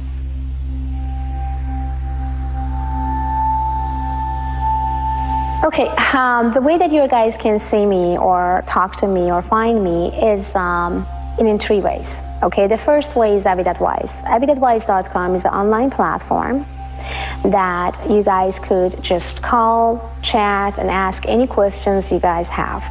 Many of you guys may not living in California, or maybe you are located in Europe. Many of you guys may be in Australia, maybe in another state. So it's kind of very hard for you guys to fly here and just say, well, Fiona, can you just ask this, just answer these questions? So you can call and chat with me anytime and no time. I'm always online 24 hours and 7 days because of all the clients that I have worldwide. Then, they're going to be the shortest, the nicest, and maybe for you, the easiest. And the second is my radio shows, which is people calling and listening to my radio shows for half an hour. But unfortunately, not people can find me easily there because there's tons of people that waiting on the line to trying to have a convo with me. And the third one, which is the best ever one you can think and imagine, is a face-to-face meeting in my wellness center with my team in Corona Del Mar and in Avid Awakening. So we do a lot for you guys. We will do and touch your soul, your body, and your emotion and get you closer to yourself. So that's why I'm receiving a lot of emails after that says, well, Fiona, I would love to see you again. I would love to talk to you again and see your team, because after I went home, I just been somebody else. And of course, this person can't come back all the time. So what they are doing, they calling me on Avid Advice after that, and they asking again for other, subject and object what they have in their life, and they want to make sure that if they can make it as a progress. So that is exactly what I'm doing, and that is exactly what I did all my life until now. But of course, Avid Awakening is much better because you are guys going to meet me. We both can exchange energies. We are going to hike and we are going to see exactly what type of need you have and what we could do to make you happiest, healthiest, wealthiest, and get connected to your own soul.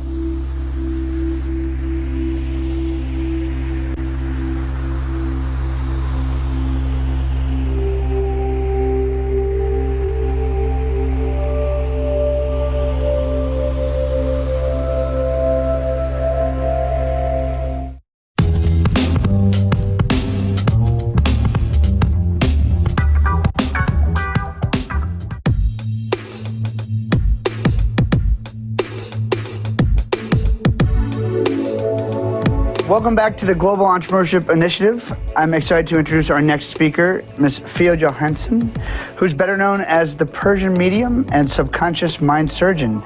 She's a multi-talented motivational speaker, clinical hypnotherapist, and celebrity psychic medium. An author who works closely with law enforcement to help locate missing people and solve difficult criminal cases with detectives and as well as private investigators. Throughout her career, she's helped thousands of people identify personal roadblocks to help them truly believe in their own path to success, whatever that dream may be. Her greatest passion in life is helping others achieve their ultimate dreams and desires, teaching people to believe that truly anything is possible. Please help me welcome to the stage Ms. Fia Johansson. Welcome back. Did you know that police departments across the country and even the CIA sometimes turn to psychics to help them solve cases? Victims' families looking for answers also turn to mediums for closure.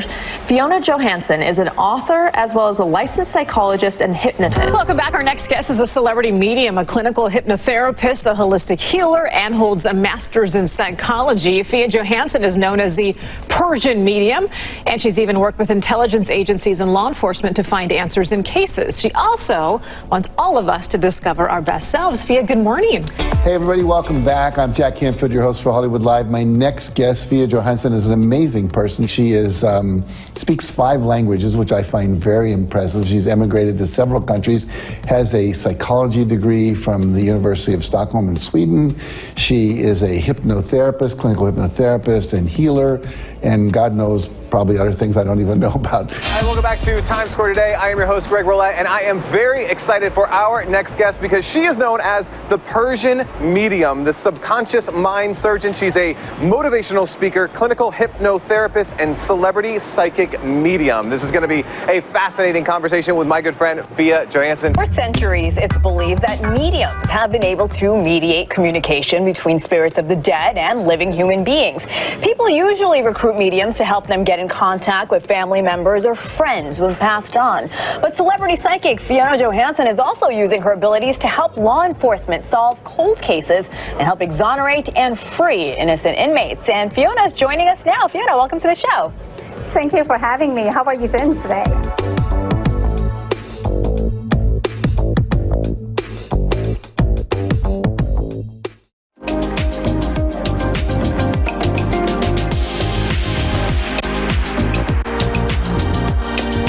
Listening to A1R Psychic Radio, Earth's #1 psychic radio network, and watching Moonstruck TV, enlightening television.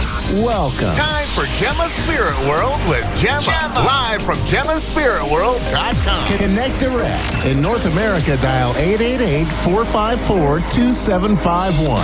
In London, 20-3519-2158. In Sydney, dial 02-8488-3147. Or online, contact us through our Facebook page, facebook.com/psychic radio. Or one of our websites, askoneradio.com or moonstruck.tv. This is Gemma's Spirit World on A1R, the Ask One Radio Network. Hi everyone, I'm Gemma, your host tonight. How are we all doing? Depending whereabouts in the world you are.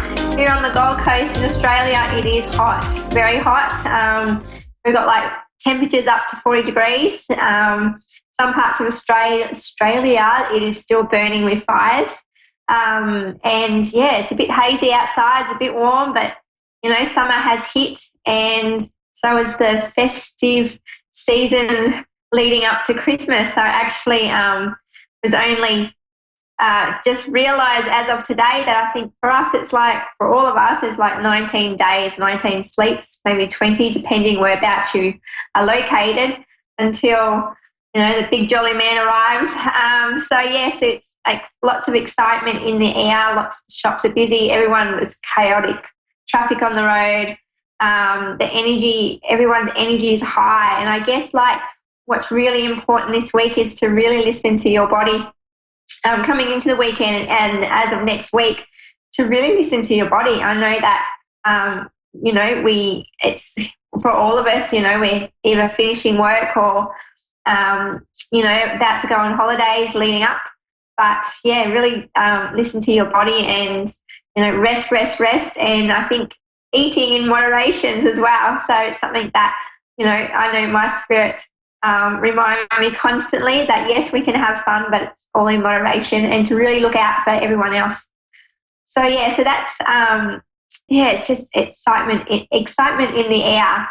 So my week has been huge. I have had lots of connections with spirit, connecting them with loved ones, and it's been amazing. It feels like my service with spirit has really stepped up high. Now that I've, you know, I've reached lots of goals recently, but I'm ready to, you know, I'm looking forward to next year. I think it's going to be an exciting year. And my spirit guides and my team that I work with are all very excited to connect.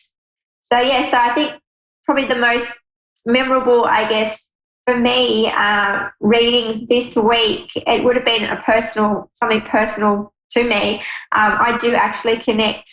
I do see our pets when they pass over, and I had a cat of 17 years. No longer had lived with me, actually decided to live next door in my neighbour's house. And then I moved away, and this lovely neighbour of mine still looked after my cat. So last night in the kitchen, I had my own cat, Raffy, which some of you have met. He was up on the table, but I had another cat,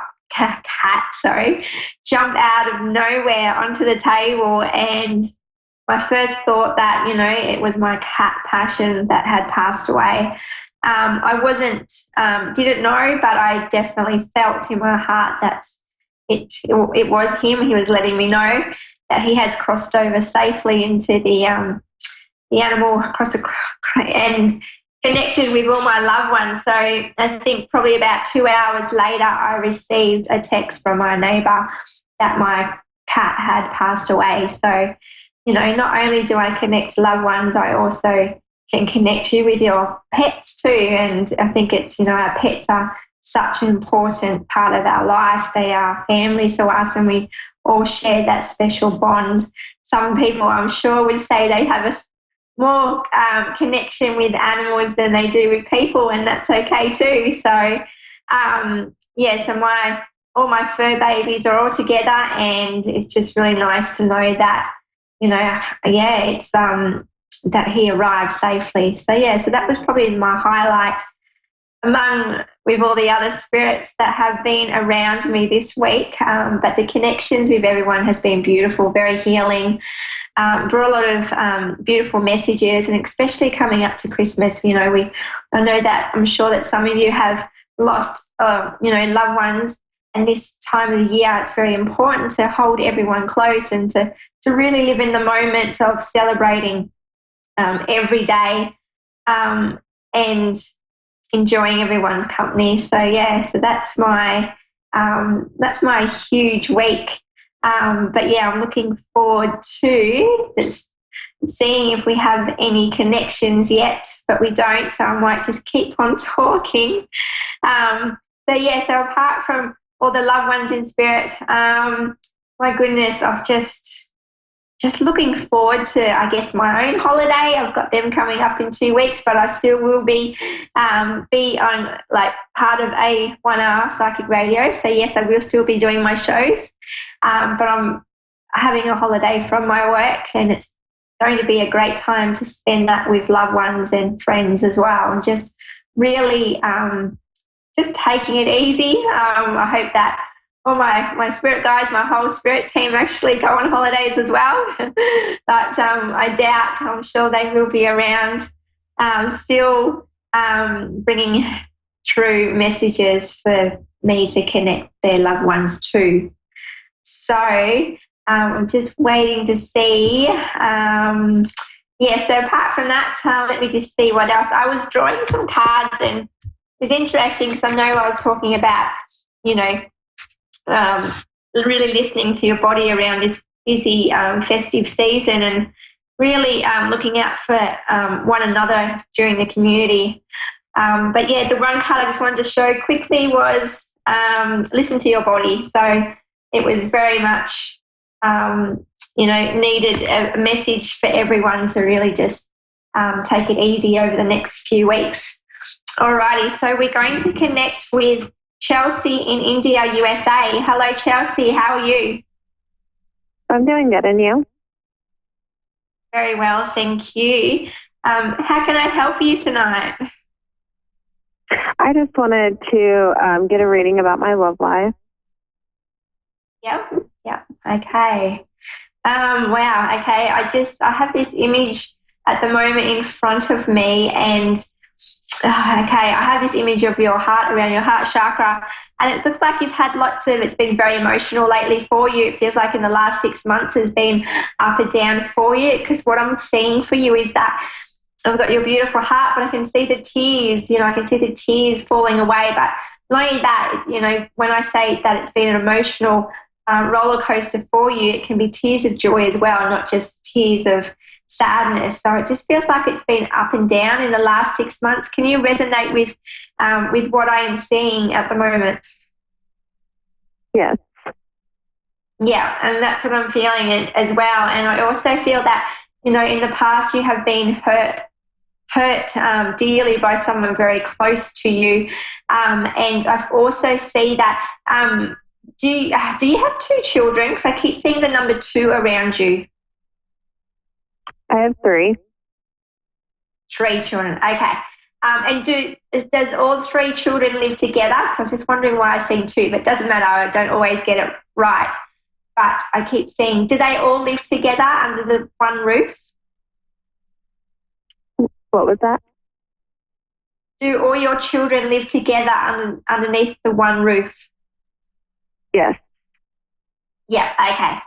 Okay, so what I've got going on with you, with your love life around your children as well, I feel like you've, because I feel like this new relationship, I feel like the relationship that you're in now it isn't all that old, but at the same time, I feel like you have been friends prior to that. Does that resonate? Yes. Yeah, okay. And it's also, I feel that you're very protective of your children and who you let into their life as well as your own.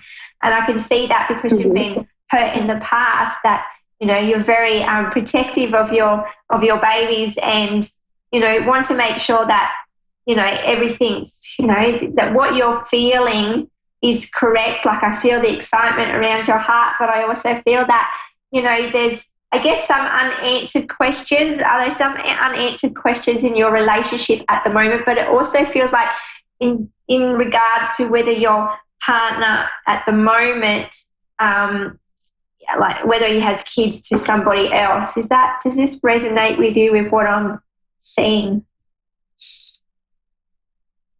I was in a relationship for 11 years, and we just recently split up.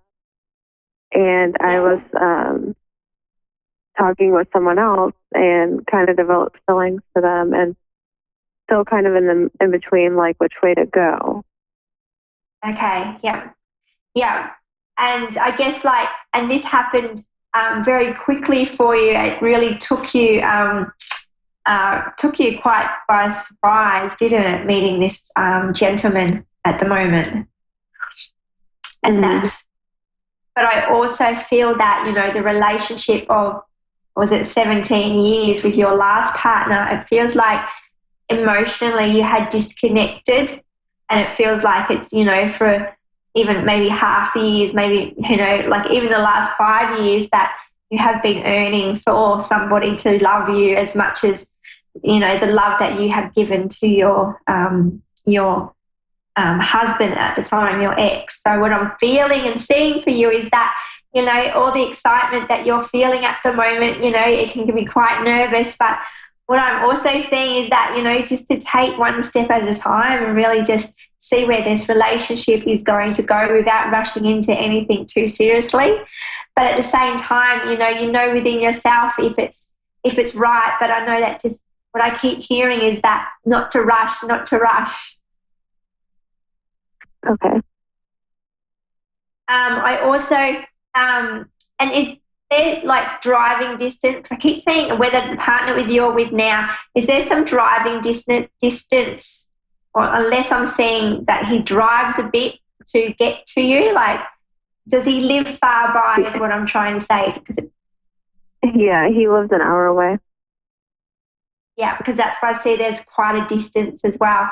And I feel like that, you know, each day the heart is, you know, it's stronger for this other person in your life. I just see that taking things slowly, but I also see by the next 6 months, I also see a big shift coming into your life, and whether that, you know, that your current loved one moves closer to you.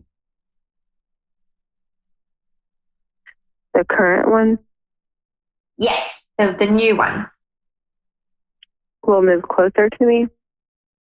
Yes, that's what I'm saying. There seems to be some kind of move, unless you make the move. There seems to be someone moving to live closer, but it feels like it's not going to happen until next year, at least from now until the next 6 months. Yeah. So it feels really exciting, but at the same time, it just, you know, it feels like the traveling can cause a lot of frustration as well. Wow, that seems spot on. Yeah, and I can feel that frustration as well. And I know that every morning that you wake up, it's like, you know, it's, you know, you get closer each day, but it sure makes the relationship stronger because of the distance that of how far your loved one is away. Wow. It's exciting times, and it's just to really just keep on. Everything seems to be moving forward with you. Yes, there's always going to be questions, but sometimes if we worry too much about the future, it can cause that anxiety as well. So to really just take each day, each week as gentle as possible with one another. And, you know, you definitely, you know, it's definitely going to be worth the wait until that, you know, until the move is closer. I'm excited about everything that you're saying because it's like what I've been feeling. Yeah. Yeah, and I can feel it. I can see it as well, and it feels really good. It's just, yeah, I'm really excited for what's to come for you, and it's lots of new beginnings for you both. But the best part is that you've got this solid, you know, beautiful relationship, so solid, and it's, you know, because you are so far away. So it's like, you know, you can't get through the day without thinking about him. He's always in the back of your mind, and vice versa, because I feel the love that he has for you is quite strong as well. Wow. Can I ask you a question? Yeah, sure. Will my ex ever move on? Yes, of course, because what I see for him is that it's going to take a while for his heart to heal. But at the same time, it's going to be a time for him to find himself. And I feel that over the last 17 years, it feels like he's kind of lost himself a bit on who he is, and that sense of enjoyment that just seems to have disappeared. So when he finds himself, I see that he's going to start embracing new changes and, you know, happiness back into his life. But at the moment, it feels like even in the next, you know, even next year is just going to be as hard as what it is. But at the same time, he knows that it was, you know, the best decision was the breakup, because you've still got, you know, your beautiful children. Right. I just see that for him, it's just going to take a lot longer. But I don't see him, like I see him moving on basically. So it's just going to be a matter of time. And, I keep seeing the 9-month mark, but a lot can happen in 9 months and a lot of change for him, which is great. Good. I just want him happy. Yeah, definitely. Know that he gets to see you happy, and for both of us, for both of you, that's is what we all want for one another, is to be happy and to be able to find their twin soul mate. So it's just a new chapter for everybody, and we're on our own personal journey, and he definitely will be okay.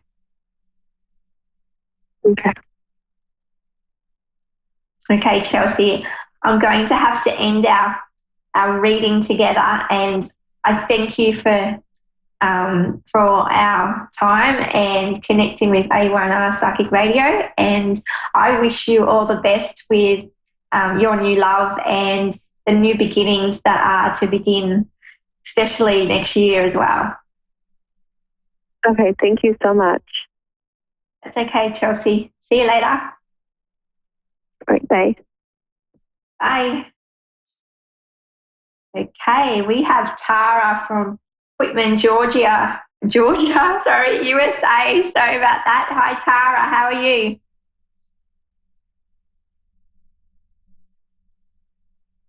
Hello, Tara. Do we have her? Let's just see. We'll just wait a few seconds. We may have lost. Yeah, she's not too far away, but until Tara logs on, I keep seeing blue around her, so it'd be interesting to see what kind of communication issues that she has going on with somebody close to her. So this is always, like it's everyone logs on, logs off, but I know this connection is still there. I can feel Tara, but I can't hear her yet. So let's just see. So for Tara, let me just see. I might as well just keep on talking in case she looks back at this. But I keep seeing communication is huge for you at the moment with somebody close to you. Okay, here we go. Tara, hello, how are you? Hi. How are you? Hello. Good. I am doing all right. Yeah, you're good. When you're offline, I keep seeing the colour blue around you, and I feel like communication to somebody close to you is very important at the moment. Have you got some issues around someone in your life that has to do with some kind of communication problem that's happening at the moment? Just one moment.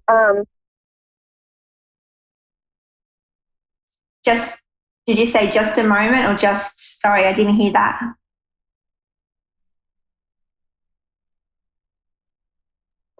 Okay, I apologize about that. Sorry. That's okay. Do you have somebody close to you that has some communication issues going on around you at the moment?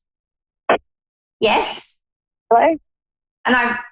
Yes, you do have some communication problems with a loved one close to you at the moment.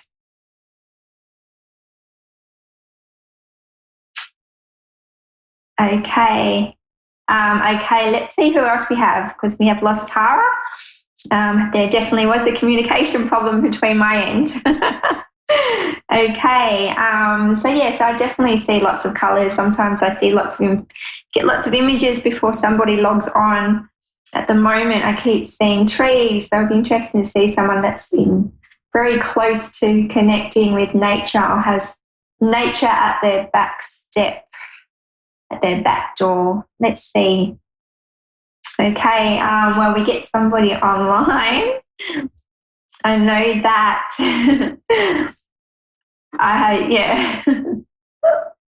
Yes, about that, let's just see what else we can talk about. Okay, so we've got the weekend coming up. I know that we have a new moon No, not a new moon, full moon actually, next week on the 12th, if you're in Australia. So the full moon is all about tying up loose ends that, tying up loose ends that you feel like you haven't achieved. There's things that you've been wanting to do, depending on what that is, whether, to really look at whether starting it now is the right decision or until waiting for next year. But it's all about tying off loose ends and also letting go of things that are really weighing you down, especially health. I'm really drawn to the health around December. It just feels like I know that how chaotic and fast Christmas seems to come and go. Everyone seems to get sick, but because everyone's stressed out. So enjoy joy, look after your body. Okay, so we have Annette from Victoria, hello. British Columbia, Canada. Hello, how are you, lovely? Awesome, thank you. Oh, good to see. It's good to see. It's good to speak to you. And I know that when we were trying to connect to you, at your back door, do you have lots of green around you, lots of trees? Are you close to nature? Yeah, I do have lots of trees around my house, yes.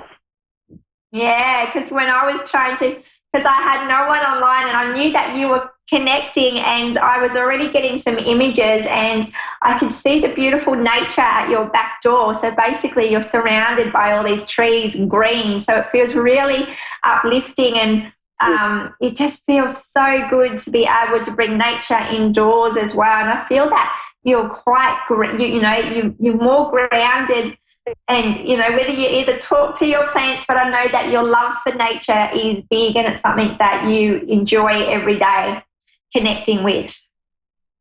Oh, thank you. I'm just wondering, I had a son that passed away in 2014. Yeah. And I'm just wondering what he is doing up in the spirit world. Like, how is he doing and what is he doing? Yep. So what I have at the moment coming through, I have this gentleman with me, but he's showing me something about his car. Was he into cars at all? No. Okay, was his accident anything to do with his motorcycle? Pardon? No, he never had a vehicle. Okay, and he didn't have any kind of trauma around the head at all? Yes. Okay, because that's what I'm getting through. He keeps showing me something about a car, and I keep seeing the driving wheel is what I keep seeing. So that's why I'd asked whether he had some kind of connection with cars. Oh. But what I keep seeing, yes. Oh, okay. Yes. So yeah, I keep seeing the cars around you, but what I keep seeing is that, the active life that he lived here on Earth with you is that it's quite active over there, because whether he was into adrenaline, really he had high energy, and what he's showing me is that he was not afraid to try new things. Yes. Yeah. He was exactly like that, yes. Yeah, and that's what he's showing me. And so what he did on Earth, he still does over in the spirit world, and he still continues to have those, those adrenaline rush and, and to enjoy life. He lived life to the fullest, and he was quite young, I feel, when he passed, because I can see him. But he's also, I'm very drawn to him trying new things, and he was a risk taker, and to the point that, he had lots of friends around him. But what he keeps showing me is that he keeps bringing to my attention, do you have a bracelet or some kind of bracelet? It may have even been a bracelet of his, but he's really showing something in a jewelry box, but it feels like it goes on the wrist. Oh, I do have one bracelet. Yeah. And is there a connection with him regarding this bracelet? Not really. No, I'm just wondering, Like, I'm in the process of getting my grandson. I'm just wondering what he would tell me to do. Like, what would he want me to have his son live with me? Or would he, like, I'm in the process of not knowing where my grandson's going to be. If he's going to be with my father or if he's going to be with me. Yeah, and everything seems to be up in the air because I keep seeing stairs. Unless where he is, it feels like you have to go to great heights to be able to make that connection happen again. I also feel, are you in contact with him? I feel like more around Christmas time that you will have this connection with him. Oh, that's what I was told. I was told around December, yes. That we would be seeing our grandson again. Yeah, and that's what I keep seeing around Christmas, that you're going to have this beautiful connection again it feels really soon, and it's just within just a matter of time. And I know that he's very close. You feel really close to him, but he's definitely got his dad. He's looking, over him. Oh, that's so wonderful to hear.